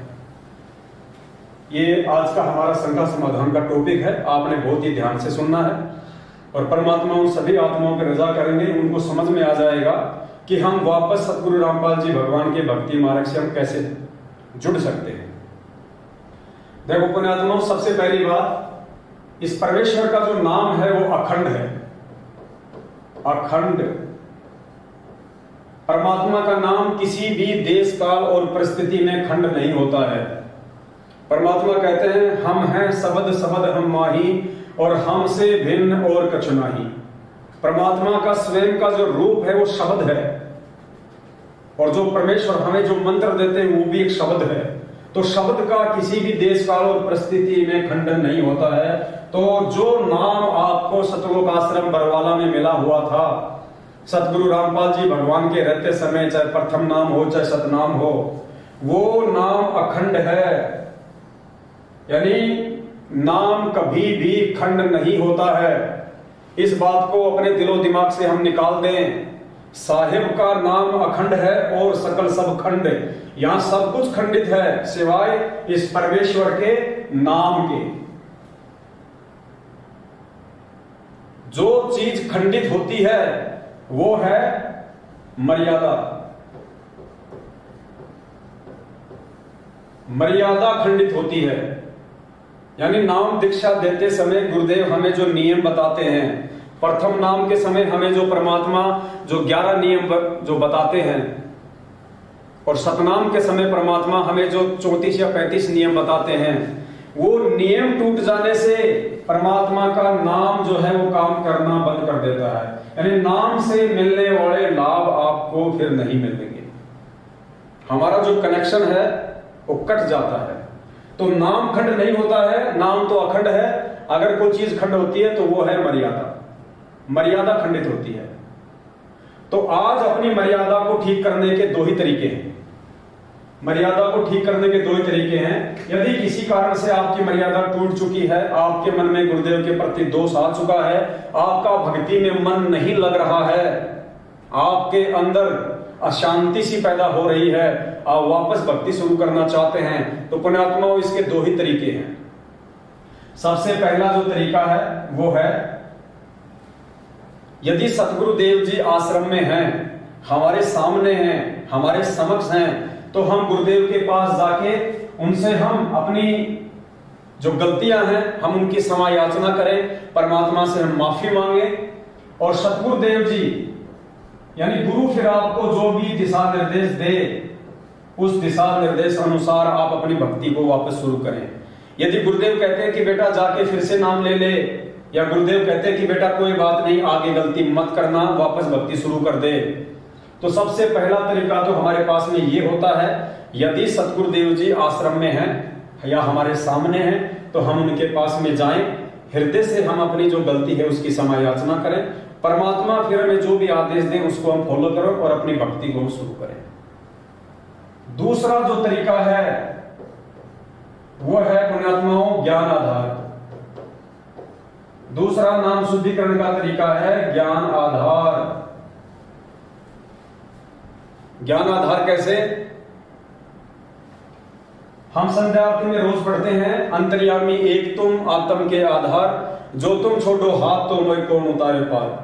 कि हे सतगुरुदेव, हे परमपिता परमात्मा, आप इस सृष्टि में एकमात्र अंतर्यामी हैं। आप सबके घट घट में विराजमान हैं। आप सभी भक्तों के सुख और दुखों से परिचित हैं। परमेश्वर आपसे कुछ भी छुपा हुआ नहीं है। चीटी पायल बाजे पैर, साहेब सुनता है सब लहर। ये परमात्मा चीटी के पैर की पायल की आवाज को भी सुन लेता है, जो कि नॉइज लेस होती है। चीटी के पैर के पायल की आवाज नहीं आ सकती, इम्पॉसिबल बताई परमात्मा ने। क्योंकि पहली बात तो चीटी का पैर क्या होगा, फिर चीटी के पैर की पायल अगर बनाई जाए तो वो कितनी छोटी होगी, और फिर उसकी आवाज इम्पॉसिबल। कहते हैं परमात्मा उसको भी सुन लेता है क्योंकि वो अंतर्यामी होता है। तो पुण्यात्माओं, यदि वास्तव में आपको बरवाला कांड 2014 के बाद आपने जो भक्ति छोड़ी, और भक्ति छोड़ने के बाद यदि आज सत्सेवकों के वीडियो देखकर या परमेश्वर की प्रेरणा से आपके अंदर वापस भक्ति करने की इच्छा जागृत हुई है, आपको अपनी उन तमाम जाने अनजाने की गलतियों का आभास हुआ है, और यदि अंदर से आपको पश्चाताप है, तो फिर पुण्यात्माओं आपके सामने एक ही विकल्प है जिससे आप वापस अपनी भक्ति शुरू कर सकते हैं। आप उस परमेश्वर की शरण में वापस आ सकते हैं। आने वाले विनाशकारी समय से आप जी अपने और अपने परिवार की सुरक्षा कर सकते हैं, और वो है पुण्यात्माओं ज्ञान आधार। यानी हृदय से आप अपनी उन तमाम गलतियों की क्षमा याचना सतगुरु रामपाल जी भगवान से, उस अंतर्यामी परमात्मा से अपने घर पर ही करें। आप उसी प्रकार से जैसे आपने पहले नाम दीक्षा ली थी, और नाम दीक्षा लेने के बाद में आपने अपने घर पे आके जो अपना दरबार लगाया था परमात्मा का, जहां पे आपने ज्योति लगाना शुरू किया था, जहां पे आप तीनों समय की आरती करते थे, आप परमेश्वर जी को दंडवत प्रणाम किया करते थे, वो ठीक वैसा ही दरबार आप जी फिर से अपने घर पे लगाओ। दरबार लगाने के बाद में सतगुरु रामपाल जी भगवान को हृदय से, देखो पुण्यात्माओं, ये अंतर्यामी परमात्मा है। छल कपट इस मार्ग में नहीं चलेगा। उस परमात्मा से आप कुछ भी नहीं छुपा सकते। दुनिया से छुपा सकते हैं, लेकिन अंतर्यामी से आप कुछ भी नहीं छुपा सकते। अगर आप निष्कपट हैं, आपके मन में कोई छल नहीं है और वास्तव में आप भक्ति करना चाहते हैं और आपको अपनी गलती का आभास है और हृदय से आप क्षमा याचना यदि मांगेंगे, तो पुण्यात्माओं, आप अपने घर पे दरबार के सामने गुरुदेव को ज्योति जला के परमात्मा को दंड प्रणाम करें और हृदय से अपनी तमाम जाने अनजाने की गलतियों की माफी मांगे। और उसके बाद निसंशय होके आप ये भूल जाना कि आपने कोई गलती की थी। आप ये भूल जाना कि आज से पहले आपने कोई नाम दीक्षा ली थी। आप ये सोच के कि आज उस परमात्मा ने मुझे भक्ति मार्ग पर फिर से नया जीवन दिया है, आज मेरा भक्ति मार्ग पे फिर से नया जन्म हुआ है और आज ही परमात्मा ने मेरे को ये मंत्र दिए हैं, आज ही मुझे नाम मिला है। अगर यदि आपको सतनाम प्राप्त है तो आप उसी प्रकार से आप अपने सतनाम का मर्यादा में रहकर जाप करें। अगर आपको प्रथम नाम मिला हुआ है तो आप मर्यादा में रहकर उसी प्रकार उस प्रथम नाम का आप जाप करें। आप अपने मन में ये विचार बिल्कुल भी ना लाएं कि आज से पहले मेरे से इतनी बड़ी गलती हुई थी, मैंने 4 साल परमात्मा की भक्ति छोड़ दी, बीच में मैंने 3 साल भक्ति छोड़ दी। आप उन तमाम बातों को दिलो दिमाग से निकाल दें, क्योंकि एक चीज आपको स्पष्ट रूप से समझ लेनी चाहिए पुण्यात्माओं, इस काल भगवान के लोक में और ये भक्ति करने की यदि किसी के दिल में दोबारा से इच्छा उत्पन्न हो रही है, यदि फिर से कोई आत्मा सतगुरु रामपाल जी भगवान से जुड़ के उनकी शरण में आके यदि ये भक्ति करनी चाहता है, तो पुण्यात्माओं जाहिर सी बात है वो परमात्मा ही आपको सत प्रेरणा करेगा। यानी सतगुरु रामपाल जी भगवान की जो यथार्थ भक्ति है उसकी प्रेरणा काल नहीं कर सकता। इस भक्ति की प्रेरणा आपको परमात्मा ही कर सकता है। और यदि फिर से आपके अंदर यह भक्ति करने की इच्छा जागृत हो रही है, तो पुण्यात्मा विचार कर लेना, परमात्मा का आपके ऊपर आशीर्वाद है। परमात्मा ने आपको क्षमा उन तमाम जाने अनजाने की गलतियों के लिए पहले ही कर दिया है। तभी तो परमात्मा ने आपके अंदर वो इच्छा उत्पन्न की, दोबारा से भक्ति की। आपके अंदर परमात्मा ने सत प्रेरणा की, क्योंकि काल भगवान तो इस भक्ति से आपको दूर ही करेगा। जैसा कि सतलोक आश्रम मैनेजमेंट हरियाणा को निमित्त बना के भक्तों से राजनीतियां करवा के, आरक्षणों में बैठा के, कुपात्रों को ज्योति पाठ और दान धर्म का पैसा दिलवा के, उस पैसे से जो साधन लिए जा रहे हैं वो साधन भक्तों के कर्म फोड़ रहे हैं। साध संगतियों के रुकवाने में वो गाड़ियां इनके काम आ रही हैं। आप लोगों से गैंगस्टरों की सीबीआई जांच के नाम पे पैसे दिए जा रहे हैं। आप लोगों को उन गैंगस्टरों की सीबीआई जांच के धरने में बैठाया जा रहा है। तो काल केवल आपको भक्ति से दूर कर सकता है। काल आपसे वो कुक्रम करवा सकता है जो कुक्रम करने से आपकी मर्यादा टूटे और आप सतगुरु रामपाल जी भगवान की भक्ति से दूर हो जाए। और यहां यदि वापस आपके अंदर सत भक्ति की प्रेरणा जागृत हो रही है, यदि वापस आप सतगुरु रामपाल जी भगवान से जुड़ के उनकी भक्ति करना चाहते हैं, तो पुण्यात्माओं ये प्रेरणा आपके अंदर कौन कर रहा है? गुरुजी। और गुरुजी यदि आपके अंदर प्रेरणा कर रहे हैं तो गुरुजी पहले आपको क्षमा करेंगे, उसके बाद ही तो आपके अंदर प्रेरणा करेंगे। तो गुरुजी ने ही आपको वापस भक्ति करने के लिए खड़ा किया है। इसका मतलब परमात्मा ने आपका नाम पहले ही शुद्ध कर दिया है।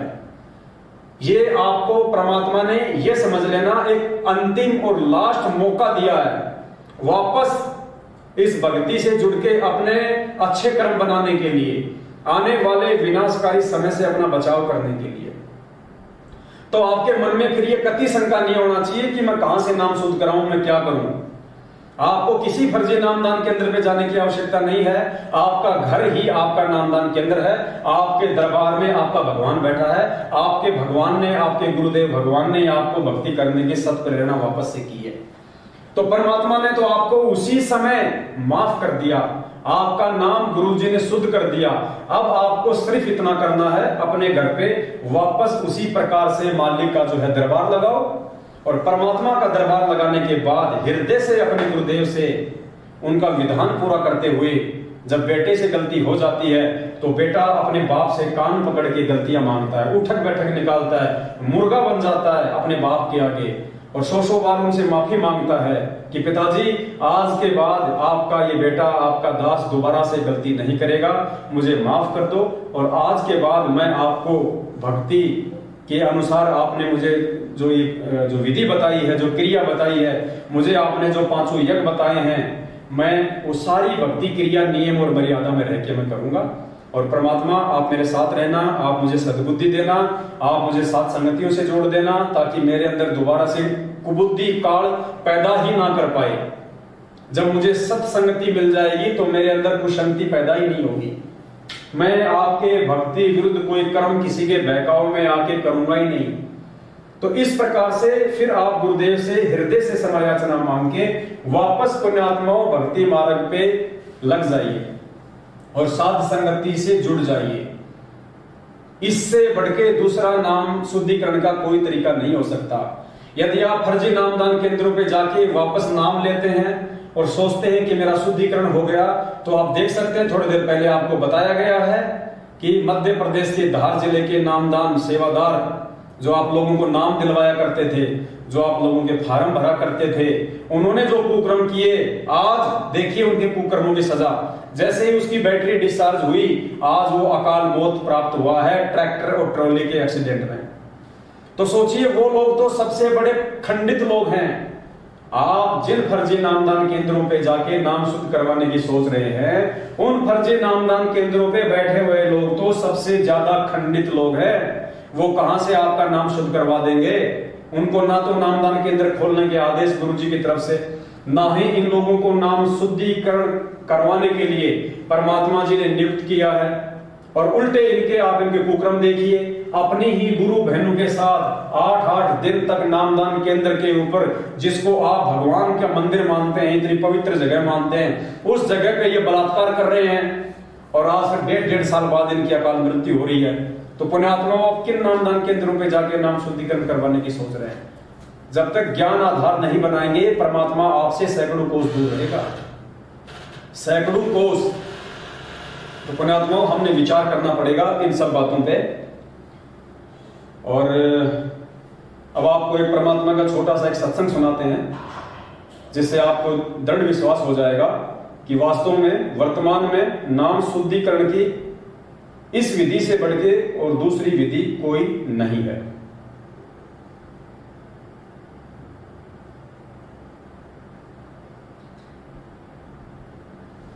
परमात्मा ने अपने सत्संगों में एक गब्बू डाकू की हमें कहानी सुनाई थी, गब्बू डाकू। और परमात्मा ने क्या बताया हमें, थोड़ा ध्यान से सुनना। पहले दास आपको थोड़ा सा वर्बली बताएगा। गुरुजी ने बताया कि एक गब्बू नाम का एक डाकू था। एक गब्बू नाम का डाकू था, बहुत ही ज्यादा खूंखार था। आसपास के लोग उससे भयभीत रहते थे, उसे डरा करते थे। पुलिस वाले भी उस गब्बू डाकू से डरा करते थे। गब्बू डाकू, ये जो कहानी हमें जो परमात्मा ने सत्संगों में सुनाई है गब्बू डाकू की, ये गब्बू डाकू की कहानी आज आपको बताएगी कि किस प्रकार से आज आप सतगुरु रामपाल जी भगवान से 100 गलतियां करने के बाद भी बिना नामदान केंद्रों पे जाए आप जी उनसे वापस जुड़ सकते हैं। और यही एकमात्र सही विधि होगी किसकी? नाम शुद्धिकरण की। नाम शुद्धिकरण की यही एकमात्र सही विधि होगी। ये गब्बू डाकू की कहानी हमें बताएगी। तो गब्बू डाकू से सभी लोग डरा करते थे।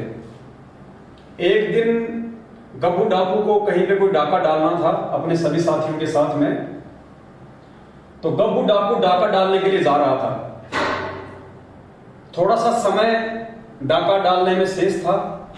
तो गब्बू डाकू ने सोचा पास में ही कोई संत कोई सत्संग कर रहा था, कोई आश्रम था। वो वहां जाके अपना टाइम पास करने के लिए उस सत्संग में जाके बैठ गया। अब सत्संग में जाके बैठ गया तो परमात्मा की उस पर विशेष मेहर हुई। संत अपना ज्ञान जो है वहां पे अपने भक्तों को बता रहे थे, अच्छाई और बुराई के विषय में बता रहे थे। कौन से वो कर्म करने से हमारा जीवन सफल होता है, कौन से कुकर्म करने से मानव जीवन जो है वो बर्बाद होता है, और मानव जन्म हमें क्यों मिला है। ये इस प्रकार उल्टे कर्म करके बर्बाद करने के लिए नहीं है। मानव जन्म केवल साध संगत से जुड़ के, सच्ची संगति में जुड़ के परमात्मा की प्राप्ति के लिए मिला है। तो गब्बू डाकू के विचार चेंज हो गए और उसने सोचा कि भाई मैंने तो अपना जीवन ही बर्बाद कर डाला। और संगत के जाने के बाद गब्बू डाकू ने महाराज जी को आत्मसमर्पण कर दिया कि आज के बाद मैं आपका शिष्य, आप मेरे गुरु। तो महाराज जी ने कहा कि भाई तुम कौन हो? तो गब्बू ने कहा कि जी मैं डाकू हूं, गब्बू डाकू। अब गब्बू डाकू का नाम सुनते ही गुरुजी ने बताया कि संत की भी सिट्टी पिट्टी गुम हो गई। वो भी डर गया कि यार ये किससे पाला पड़ गया, ये कौन आ गया सत्संग में। तो से वो थोड़ा सा घबरा गया। तो गब्बू ने कहा कि महाराज घबराओ मत, आज के बाद आप मेरे गुरु, मैं आपका शिष्य, और आपके सत्संग सुन के और मैंने आज से वो डाका डालना छोड़ दिया है, मुझे आप अपना नाम दे दो, मुझे आप अपने संगत से जोड़ दो। तो संत ने कहा कि भाई एक काम करो, आप पुलिस थाने चले जाओ और पुलिस थाने जाके आप जी वहां पे आत्मसमर्पण कर दो। अब गब्बू डाकू ने तो हृदय से उनको अपना गुरु मान ही लिया था। अब गुरु जी के आदेश की तो पालना उनको करनी थी। तो अपने गुरु के आदेश की पालना करते हुए गब्बू डाकू ने पास ही कोई थाना पड़ता था, वहां गया। और उस थाने में जाते ही गब्बू डाकू को सामने देखते ही उसके साथ में हथियार थे, घोड़ा था, काली ड्रेस थी जैसी कि उनकी पोशाक हुआ करती थी पहले। उस गब्बू डाकू को देखते ही वो पुलिस वाले भी थर थर कांपने लग गए। गब्बू गब्बू गब्बू गब्बू बिल्कुल स्टेबल हो गए। अंदर थानेदार के पास गया, तो थानेदार के पास गया तो कहा जी आप कौन? बोले जी मैं गब्बू डाकू। अब सामने गब्बू डाकू को देख के जिसके नाम की तूती बोलती थी, थानेदार भी हिल गया। बोला भाई क्यों आया? बोले भाई मैं आत्मसमर्पण करने के लिए आया हूं, मैं किसी को मारने नहीं आया, तुम डरो मत, घबराओ मत, मैंने आज से डाके डालने छोड़ दिए। तो थानेदार भी बेचारा डर गया। एसएचओ साहब, एसएचओ ने फोन मिलाया अपने ऊपर के अधिकारी को, तो बात पहुंच गई जो है राज्यपाल तक, राष्ट्रपति या जो राज्यपाल था उस तक बात पहुंच गई। तो गब्बू डाकू को छोटा मोटा आदमी तो था नहीं, इतना बड़ा डाकू था जिसको इतनी पुलिस मिलके भी जिसको नहीं पकड़ पा रही थी। तो राष्ट्रपति वहां पे आ गया उस थाने में, और गब्बू डाकू से आपस में उनकी बातचीत हुई। अपने आत्मा अब विचार करना आगे जो बात हुई, आगे जवाब गुरुदेव का जवाब ये वीडियो सुनेंगे। तो गब्बू डाकू ने कहा जी मैंने तो एक संत के प्रवचन सुने और मुझे तो मालूम पड़ गया कि मानव जीवन की सार्थकता किसमें है और निरर्थकता किसमें है, और जी मैं अपने आप को सरेंडर करने आया हूं, जो सजा आप मुझे दोगे मुझे मंजूर है। तो राष्ट्रपति जो था वो समझदार व्यक्ति था। गुरुजी ने बताया कि राष्ट्रपति जो था वो समझदार व्यक्ति था। राष्ट्रपति ने कहा कि भाई हम आपको अरेस्ट नहीं करेंगे, हम आपको जेल में नहीं डालेंगे, हम आपके ऊपर मुकदमा नहीं चलाएंगे। तो गब्बू डाकू और ज्यादा टेंशन में आ गया। अगर इन्होंने मुझे जेल में नहीं डाला, इन्होंने अगर मुझे मेरे ऊपर मुकदमा नहीं चलाया, तो इसका मतलब इन्होंने तो मुझे माफ ही नहीं किया। और मेरे गुरुजी ने कहा कि तू थाने में जाके समर्पण कर दे। बोला जी आप मुझे क्यों नहीं डाल रहे जेल में, बात क्या है? मैंने इतने लोग मार रखे हैं, मैंने इतने चोरियां कर रखी हैं, मैंने इतने डाके डाल रखे हैं, मैं इतना खुकार आदमी हूं। पहले तो तुम मुझे पकड़ने का प्रयास करते थे, मैं तुम्हारे हाथ नहीं आ रहा था, आज मैं खुद थाने में आ गया तो आप लोग मुझे छोड़ रहे हो। तो राष्ट्रपति ने जो बात कही थी पुण्यात्मा, वो आप सभी भाई बहनों पे लागू होगी। जो भाई बहन बरवाला कांड 2014 के बाद से सतगुरु रामपाल जी भगवान की भक्ति को किन्हीं कारणों से छोड़ चुके हैं, वापस उनको किस प्रकार से भक्ति पे लगना है, ये गब्बू डाकू का आगे का जो प्रकरण है ये आपको समझ आएगा 2 लाइनों में। तो राष्ट्रपति ने कहा कि भाई देखो, हम लोगों को जेल में इसलिए डालते हैं, हम लोगों को उसके कुकर्मों की सजा इसलिए देते हैं ताकि वो सुधर जाए, ताकि वो आगे कोई गलती ना करे, समाज में किसी अप्रिय घटना को वो जन्म ना दे, समाज के लोगों को परेशान ना करे, माता बहनों को परेशान ना करे, लोगों की संपत्ति ना लूटे। इसलिए हम डाकुओं को सजा देते हैं, हम डाकुओं को पकड़ते हैं, उनके ऊपर मुकदमे चलाते हैं, ताकि वो जेल में जाके उसको अपनी गलती का एहसास हो, वो अपने उन तमाम कुकर्मों को छोड़ दे, ये सोच के कि भैया जेल में जाने के बाद में ना तो परिवार से मिलना होता है, ना अपने समाज से मिलना होता है, और वहां पे घोर यातनाएं दी जाती हैं। तो इन सब बातों से परिचित होके 2, 4, 5, 10 साल की सजा काट के वो आदमी वापस उन कुकर्मों से तौबा कर ले और समाज में एक सभ्य नागरिक की भूमिका निभाए। बोला हम तो लोगों को इसलिए पकड़ते हैं, डाकुओं को इसलिए हम उनको जेल में डालते हैं। और भाई जब आपने पहले ही सारे कुकर्म छोड़ दिए, आपको अपनी गलती का एहसास हो चुका है कि आज से पहले मैंने जो किया वो गलत था, मुझे वैसा नहीं करना था, और आज के बाद मैं ये कुकर्म बिल्कुल भी नहीं करूंगा, ज्ञान को आधार बनाऊंगा, अच्छे लोगों की संगति करूंगा, परमात्मा की भक्ति करूंगा। तो जब आप जेल में जाने से पहले ही सुधर चुके हैं तो फिर आपको जेल में डालने का फायदा क्या है?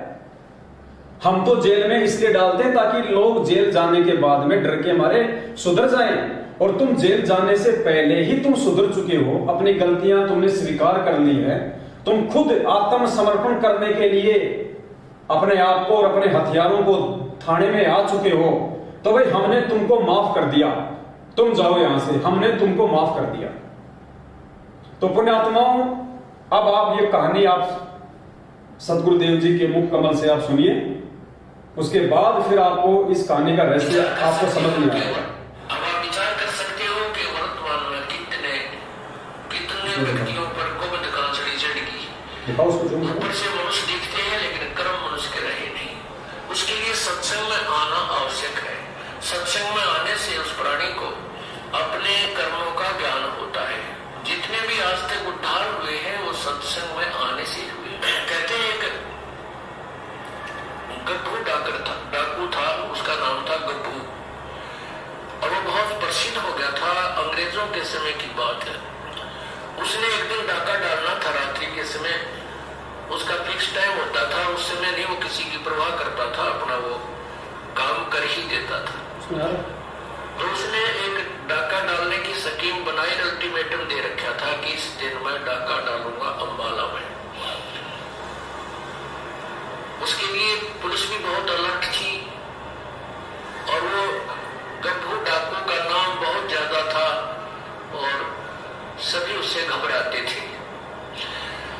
अब उसका रात को उसने 1 बजे डाका डालना था। उससे पहले उसने समय व्यतीत करने के लिए देखा कि कुछ लोग एकत्रित हुए बैठे हैं। उन्हीं में जाकर बैठ गया। वह एक संत वचन कर रहा था, प्रवचन दे रहा था, उन्हीं में बैठ गया। और उस संत ने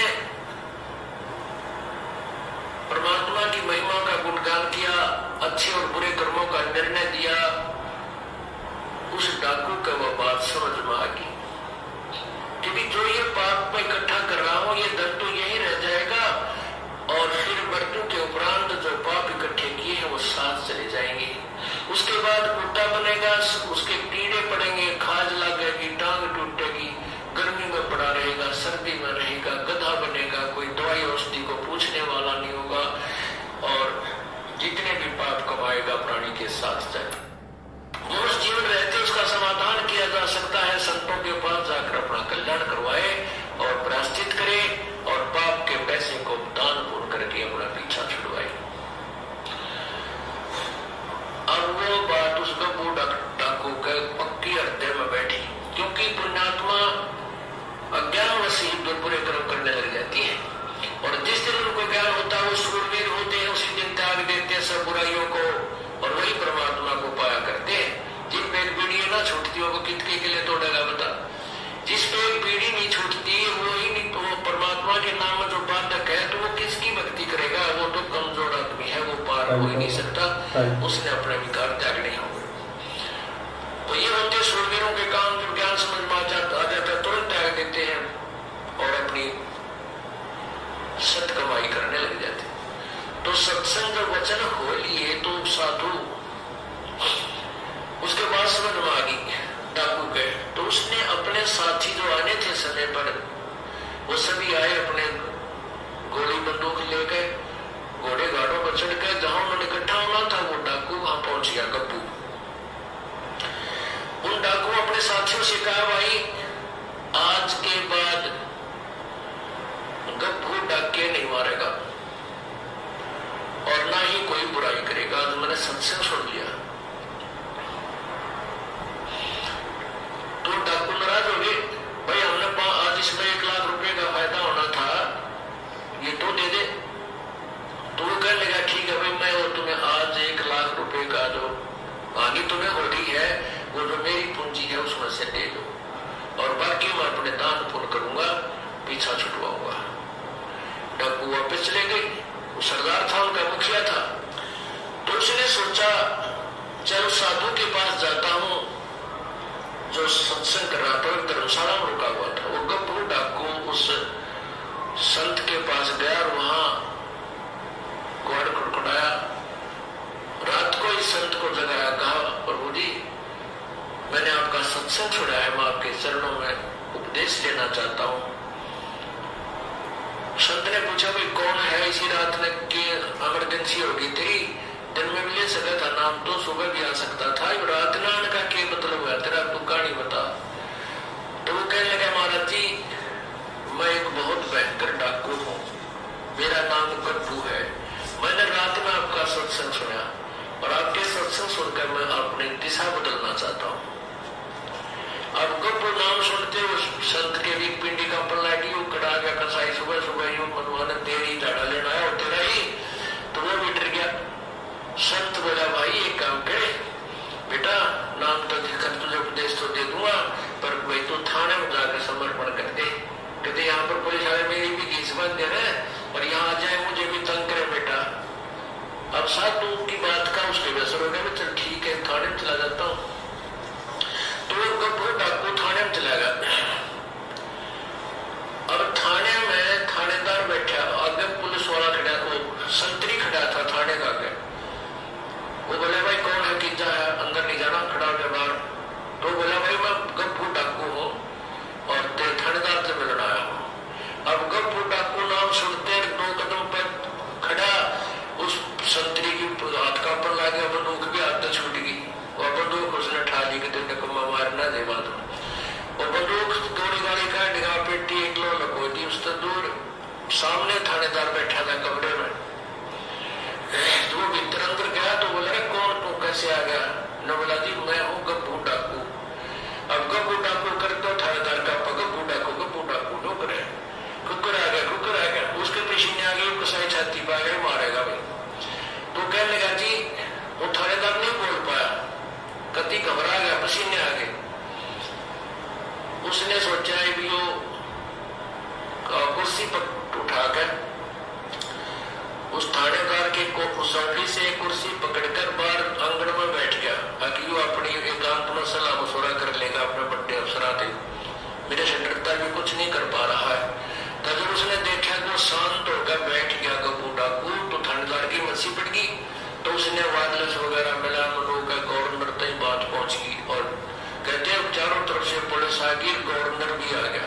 अब वो इतना बड़ा डाकू थाने में आया बैठा है और वो उसने साथ ये भी कह दिया कि मैं आज किसी ने मारन मोरन नहीं आया, मुझे अरेस्ट कर लो, मैं अरेस्ट होने आया हूँ अपने पापों का प्रायश्चित करने। अब तो ये सारी कहानी गवर्नर तक पहुंच गई 1 सेकंड में, मिनटों में। तो गवर्नर भी आ गया। अब सामने वो कुर्सी पर बैठा गवर्नर खड़ा है। गवर्नर पूछ रहा भाई कैसे, क्या बात है? गब्बू दूर से खड़ा कह रहा है, तू क्या चाहता है? कहने लगा मेरी बात सुन लो, मैं क्या चाहता हूँ। मैंने रात ने एक सत्संग सुन लिया एक महात्मा का, और मैं आया था डाके डालना, ये थारी फौज तो ना डरता मैं आया था डाका डालने। मैंने वो संत के विचार सुन लिए और मेरे हृदय में गलानी होगी अपने कुकर्मों से, और मैं उसका प्रायश्चित कराने के लिए संत के पास गया था। अब संत ने ये कहा कि तू थाने में जाकर समर्पण कर दे, अपने पापों का प्रायश्चित कर ले। और तो मैं ये आया हूं कि मुझे अरेस्ट कर लो, कि जहां भी तुमने फांसी तोड़ना तोड़ दो। वो गवर्नर बड़े बुद्धिमान हुआ करते थे। वो कहने लगे बेटा हम जेल में तो इसलिए डालते हैं कि बुराई छोड़ दे, आगे पाप ना करे। और तूने पहले समर्पण कर दिया, तो आज हृदय में तेरा जगह नहीं इस बात की, जब हम तुझे बरी करते हैं। हम तुझे नहीं मारेंगे, न कैद में डालेंगे। अब गप्पू ने सोचा ये अच्छी बात बिगड़ी भाई, ये मैंने कैद में नहीं डालते, मेरे पाप कटे को नहीं बोला, तुम मेरी बात मान जाओ, मुझे सजा दे दो। ने बोला भाई नहीं, हम सजा नहीं देते, आप जाओ टिकता है। देख लिया साध्य हो गया, कभी भी किसी का नुकसान कर नहीं सकता। तो फिर संत के पास आया। संत ने सोचा ये फिर आ गया भाई, ये तो मेरा और काम जो बड़ा तो ना खराब करेगा। कहने का बेटा क्या बात हुई, थाने में नहीं गया। उसने सारी कहानी बता दी, महात्मा जी मैं थाने में गया था, गवर्नर तक आ गया उनका, और मैंने सारी बात कह दी कि मुझे अरेस्ट कर लो, मुझे सजा दे दो, चाहे मुझे सूली फांसी तोड़ दो तुम, मैं अपने पापों का प्रायश्चित कराना चाहता हूँ।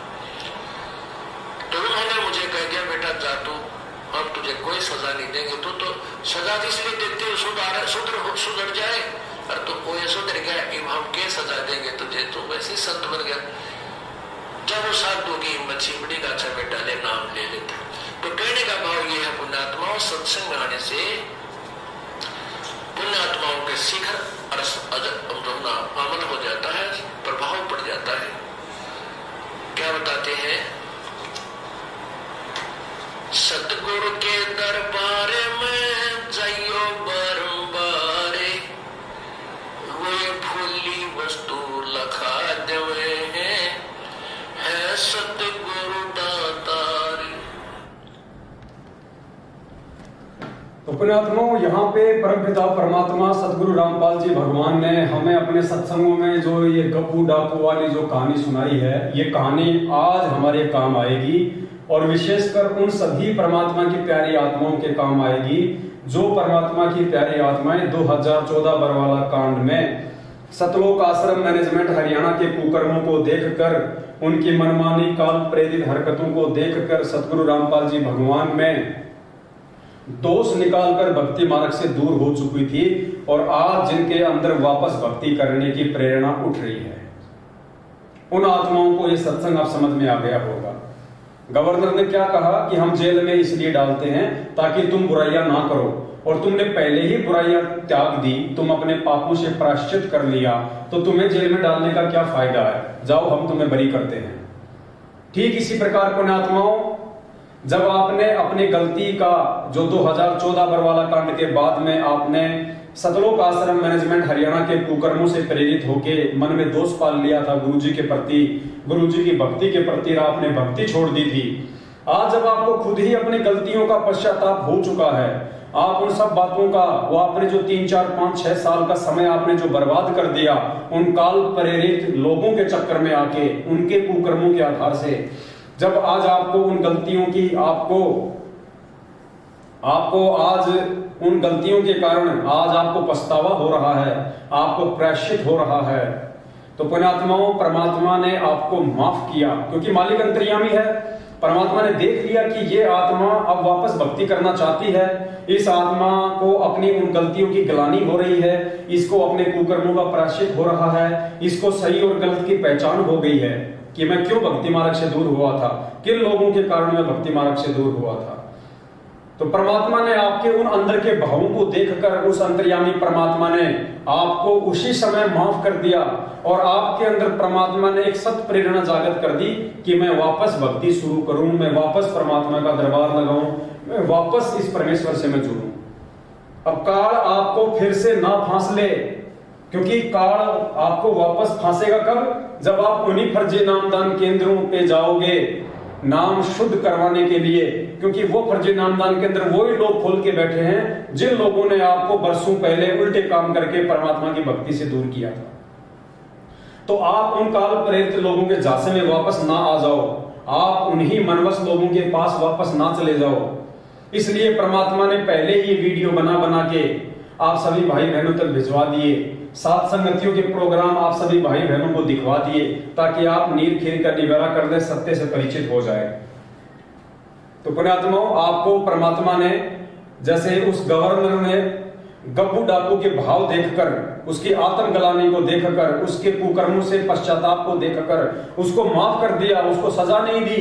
ठीक इसी प्रकार पुण्यात्माओं, आज वर्तमान में गुरुदेव के हिसार जेल में रहते सहते बाहर आज जो आपकी भक्ति करने की जो इच्छा जागृत हो रही है, उस आधार से परमात्मा ने आपको उसी समय माफ कर दिया।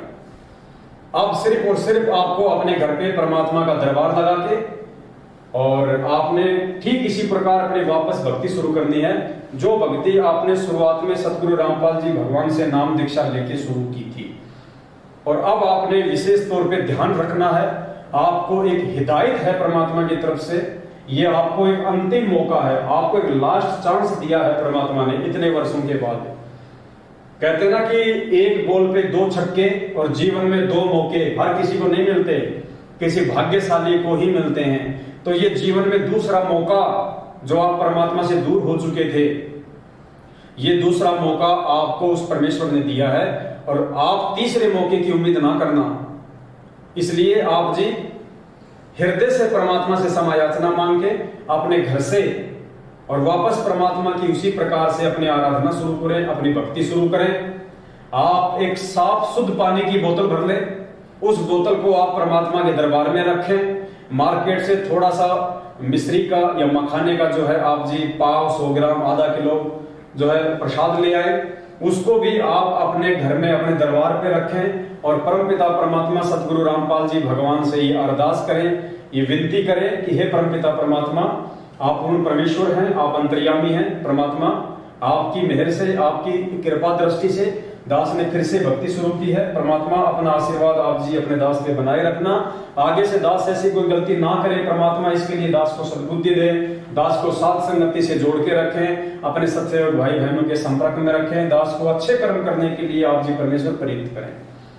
और हे परमात्मा, ये जो जल है साधारण सा, परमात्मा आप अपनी वचन शक्ति से आप इसको परमेश्वर जो है अपने चरणामृत में तब्दील करें। आज के बाद परमात्मा यही मेरे लिए आपका असली चरणामृत है और ये जो प्रसाद है परमेश्वर, आप इसमें भी अपनी सर्व शक्ति को प्रवेश करें और आप परमेश्वर की तीनों समय की आरती करें। परमात्मा ने जो मंत्र आपको दिए हैं, जो विधि परमात्मा ने बताई है, जो नियम है, उस आधार से आप अपना भक्ति साधना कीजिएगा। अपना नेक नीति ईमानदारी से आप अपना जो भी अपना रोजी रोटी के लिए काम धंधा करते हैं, अपना काम धंधा कीजिएगा। जब भी आपको समय मिले तो आप जी साथ संगति में जरूर आए, अपने भाई बहनों के साथ मिलकर सतगुरु रामपाल जी भगवान को भोग लगाएं। आप जी परमात्मा को प्रसन्न करें, परमात्मा को ये विश्वास दिलाएं कि आप एक अच्छे और नेक भगत बन चुके हैं, आप साथ संगति से जुड़ चुके हैं। आगे आप कभी किसी भी मानवस काल प्रेरित लोगों के बहकाव में आके अपने गुरुदेव को दुखी नहीं करेंगे, गुरुदेव को नाराज नहीं करेंगे। तो ये जो शंका थी, ये उन तमाम भगत भाई बहनों की थी जो 2014 बरवाला कांड के बाद में भक्ति छोड़ चुके थे। तो दास उम्मीद करता है परमपिता परमेश्वर जी के आशीर्वाद से आप जी को आज के वीडियो के माध्यम से ये बात आपको समझ में आ गई होगी कि आपने किस प्रकार यदि भक्ति छोड़ चुके हैं वापस शुरू करना चाहते हैं तो किसी भी सतलोक आश्रम मैनेजमेंट हरियाणा के द्वारा खोले गए फर्जी नामदान केंद्रों पे ना जाकर कैसे ज्ञान को आधार बनाकर अपने घर पर ही अपना नाम शुद्ध करें और परमपिता परमेश्वर जी की भक्ति वापस शुरू करें। इसके अलावा पुण्यात्माओं दूसरा कोई तरीका दुनिया में नाम शुद्धिकरण का नहीं है। या तो आपको हिसार जेल में जाना पड़ेगा, गुरुदेव से वहीं जाके माफी मांगनी पड़ेगी, फिर परमेश्वर जो दिशा निर्देश दे उस अनुसार आप अपनी भक्ति करें। दूसरा तरीका आपको परमात्मा ने इस वीडियो के माध्यम से समझवा दिया है, यही दूसरा और बेस्ट तरीका है, इसके अलावा और कोई तरीका नहीं है। यदि वास्तव में आप हृदय से आत्मग्लानि के साथ, पश्चाताप के साथ माफी मांगेंगे और सही नीयत से भक्ति करेंगे तो परमेश्वर अंतर्यामी है, आपको माफ करेगा। आपको फिर आगे कहीं कोई समस्या परमात्मा नहीं आने देगा और साथ संगति से आप जुड़े जाओगे तो परमात्मा आपसे कोई ऐसी गलती फिर से नहीं होने देगा जिससे कि दोबारा परमात्मा आपसे नाराज हो जाए। तो ये उन सभी आत्माओं के लिए जिनकी ये शंका थी, उम्मीद करता हूं सदगुरुदेव जी ने दास को सद्बुद्धि देके और ज्ञान आधार से आप जीवों को जो समझवाई है आपको अच्छे से समझ में आई होगी। तो आज के लाइव शंका समाधान में बस केवल इतना ही, बाकी हम कल फिर एक दूसरे के सामने रूबरू होंगे और जो भगत भाई बहनों की जो शंकाएं हैं उनको लेके हम आपके सामने आएंगे। बीच बीच में जो भी छोटी मोटी कोई घटना होगी संगत में, हम उस घटना से भी हम आपको रूबरू करवाएंगे ताकि आप भगत भाई बहन कोई भी गलतियां करने से बचें और इस परमेश्वर के भक्ति मार्ग में निसंशय होकर आगे बढ़े। साथ में पुण्यात्माओं आपको एक छोटी सी जानकारी दास और देना चाहता है, क्योंकि अभी थोड़ा सा समय बचा हुआ है, तो एक छोटी सी जो जानकारी है वो दास आप जी को देना चाहेगा।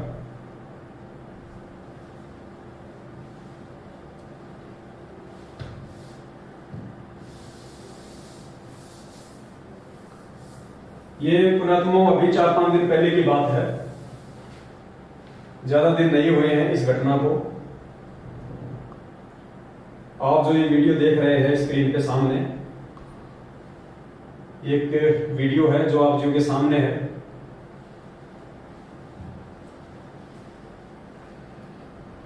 ये वीडियो पुण्यात्माओं छत्तीसगढ़ के बालोद गांव का है। बालोद गांव है या जिला है, वहां का ये वीडियो है।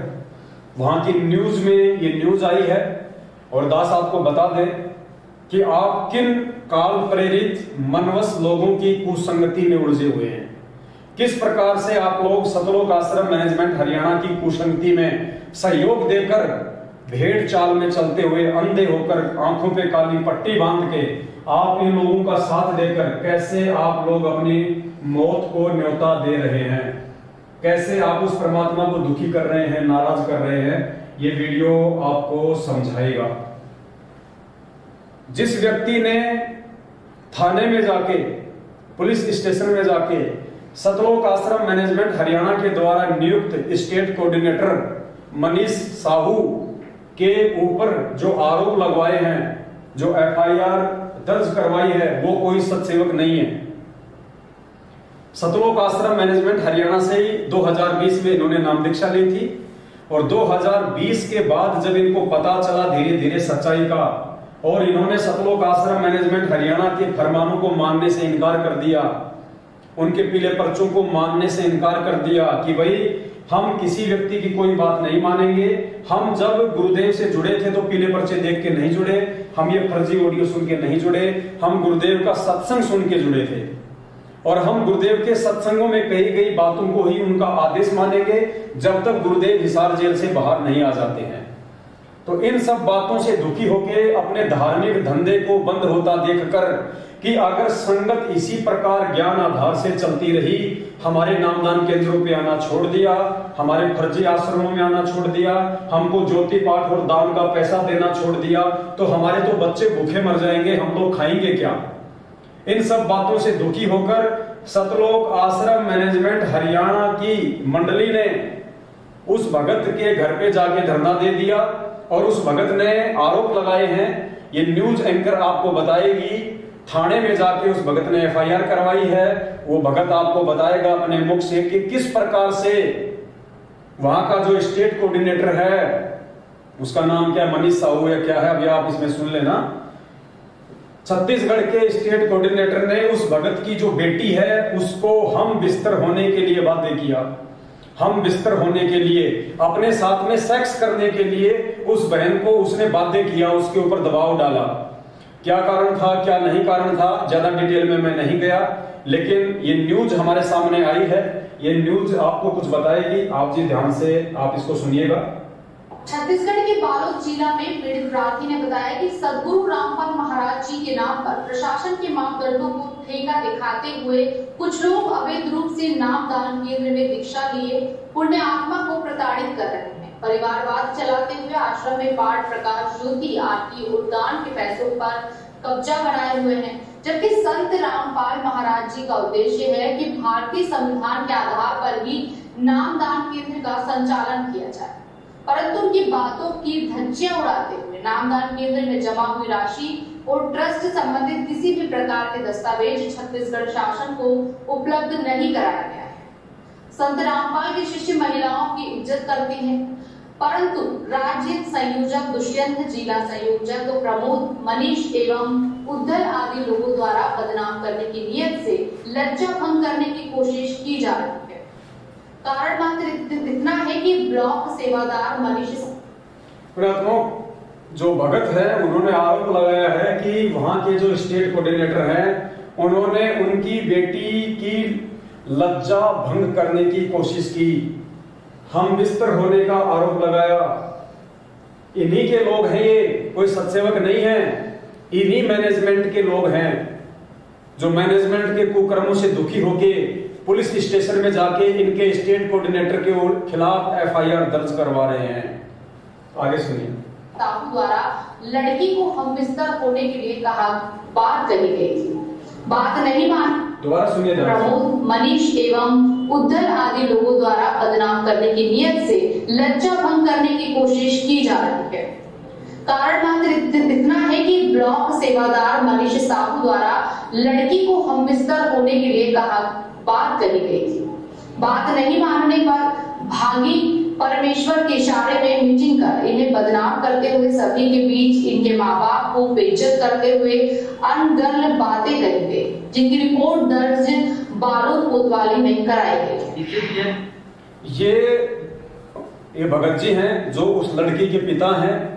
इनकी लड़की को छत्तीसगढ़ के स्टेट कोऑर्डिनेटर ने हम बिस्तर होने के लिए वादे किया।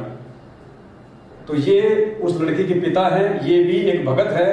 अब ये वहां पुलिस थाने के सामने मीडिया को क्या कह रहे हैं, क्या रिपोर्ट दे रहे हैं।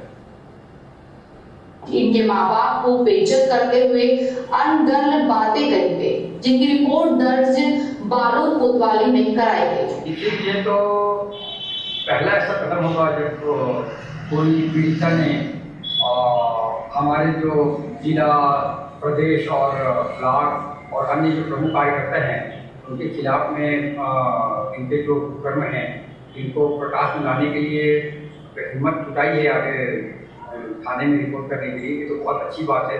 और मेरे ख्याल से तो काफ़ी जो संगत है हमारी वो बहुत ज़्यादा परेशान है, उनको बहुत पीड़ित लोग हैं। और यहाँ तक कि इन लोग जो है अपना जासूस लगाए हुए हैं कि इनके खाने पीने, रहने पहने हर एक स्वतंत्रता पर इन लोगों ने नज़र रखा हुआ है। और जो भी व्यक्ति इनके खिलाफ ऐसा लगता है कि कुछ प्रकाश डाल देगा या बोल देगा और उनको ये लोग मिशन से बाहर करने के लिए एक पीला पेज बनाया हुआ है। ये संत रामपाल जी महाराज जी से जुड़े हुए लोगों की बात है। और मैं भी करीब 8 साल से जुड़ा हुआ हूँ संत रामपाल जी महाराज जी से। और 2-3 साल पहले तक ऐसा इस तरीके की कठिनाइयों का सामना जो है आम भगत को झेलना नहीं पड़ता था। अभी इन लोगों ने अपना एक बूथ बनाया हुआ है, वो भी जो चयनित किए गए हैं ब्लॉक सेवादार, जिला सेवादार या कोई स्टेट सेवादार, वो आम संगत के थ्रू बनाया नहीं गया है। ये कहीं ऊपर से लोग बन के आता है और ये लोग ऊपर से ही किसी चीज का पालन करते हैं या संगत से बनाए हुए जो लोग रहते हैं जिनको आम संगत बनाना चाहती है कि इनको हम अपने लिए जिला सेवादार चुनेंगे, तो उन लोगों का यहाँ पे कोई चलने नहीं दे रहा है। तो पुण्यात्माओं, इस प्रकार से उस लड़की के पिता ने आरोप लगाए हैं। आप सबके सामने वीडियो है, लड़की का पिता है, थाने के सामने से मीडिया को इंटरव्यू दे रहा है, एफआईआर करवाई है और स्पष्ट कह रहा है कि पूरी संगत छत्तीसगढ़ की महादुखी है इन लोगों से। पिछले 3-4 वर्षों से ये जो मैनेजमेंट है सतलोक आश्रम हरियाणा, इन्होंने संगत को बहुत ज्यादा दबा के रखा हुआ है अपने धार्मिक धंधे के लिए। ये संगत को डरा के रखते हैं, धमका के रखते हैं। कोई भी व्यक्ति यदि इनकी बातों को नहीं मानता है जो हमारे गुरु जी के ज्ञान के खिलाफ होती हैं, तो उन लोगों के घर पे आके मंडली बुला के उनको डराते हैं, धमकाते हैं, उन लोगों को मिशन से बाहर करने के लिए दबाव डालते हैं। तो ये सारी बातें आपको लड़की के पिता ने, जो कि भगत हैं, संत रामपाल जी के भगत हैं, इन्होंने आपके सामने बताई है। दास कोई अपनी तरफ से नहीं बता रहा है। और हम ये भी नहीं कह सकते कि ये झूठ बोल रहे हैं या ऐसा नहीं हो सकता, क्योंकि अभी आपने 1 घंटे पहले इसी वीडियो में देखा कि 1.5 साल पहले जिस नामदान सेवादार ने, जो कि मध्य प्रदेश के धार जिले का था, जिसने एक नाम शुद्ध करवाने गई शादीशुदा बहन के साथ 8 दिन तक बलात्कार किया, आज लगभग 16-17 महीने के बाद में ट्रैक्टर और ट्रॉली के एक्सीडेंट में उसकी मौत हुई है। आज उसकी अकाल मौत हुई है जिसने जो कुकर्म किया था। तो इन सेवादारों के लिए, इन ब्लॉक सेवादारों के लिए, इन कोऑर्डिनेटरों के लिए ऐसी कोई बड़ी बात नहीं है। ये संगत को केवल भेड़ बकरियां समझते हैं, संगत को मक्खी मच्छर समझते हैं, संगत को केवल अपने धार्मिक धंधे का एक सीढ़ी समझते हैं। और वो मूर्ख व्यक्ति है, वो ज्ञानहीन प्राणी है, जो इतना समझने के बावजूद भी, इनकी इतनी उल्टी और मनवश काल प्रेरित घटिया हरकतों को देखने के बावजूद भी, और आए दिन उन घटिया हरकतों के चलते जो इनकी मृत्यु हो रही है, इन सब बातों को नजरअंदाज करके, आंखों पे काली पट्टी बांध के, फिर भी इन्हीं मनवश कुकर्मी लोगों का साथ दे रहे हैं और अपने आने वाले आध्यात्मिक क्षेत्र में, अपने भविष्य में, अपने जीवन में कांटे बो रहे हैं। तो ये कोई बड़ी बात नहीं है।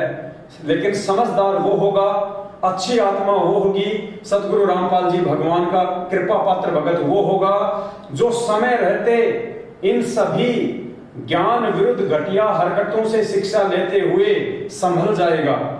जो सतलोक आश्रम मैनेजमेंट हरियाणा को, जो कि काल प्रेरित है, सदगुरु रामपाल जी भगवान के यथार्थ 13वें कबीर पंथ को उसका सत्यानाश करने के लिए, उसको बर्बाद करने के लिए, लोगों को इस मार्ग से तोड़ने के लिए आया हुआ है।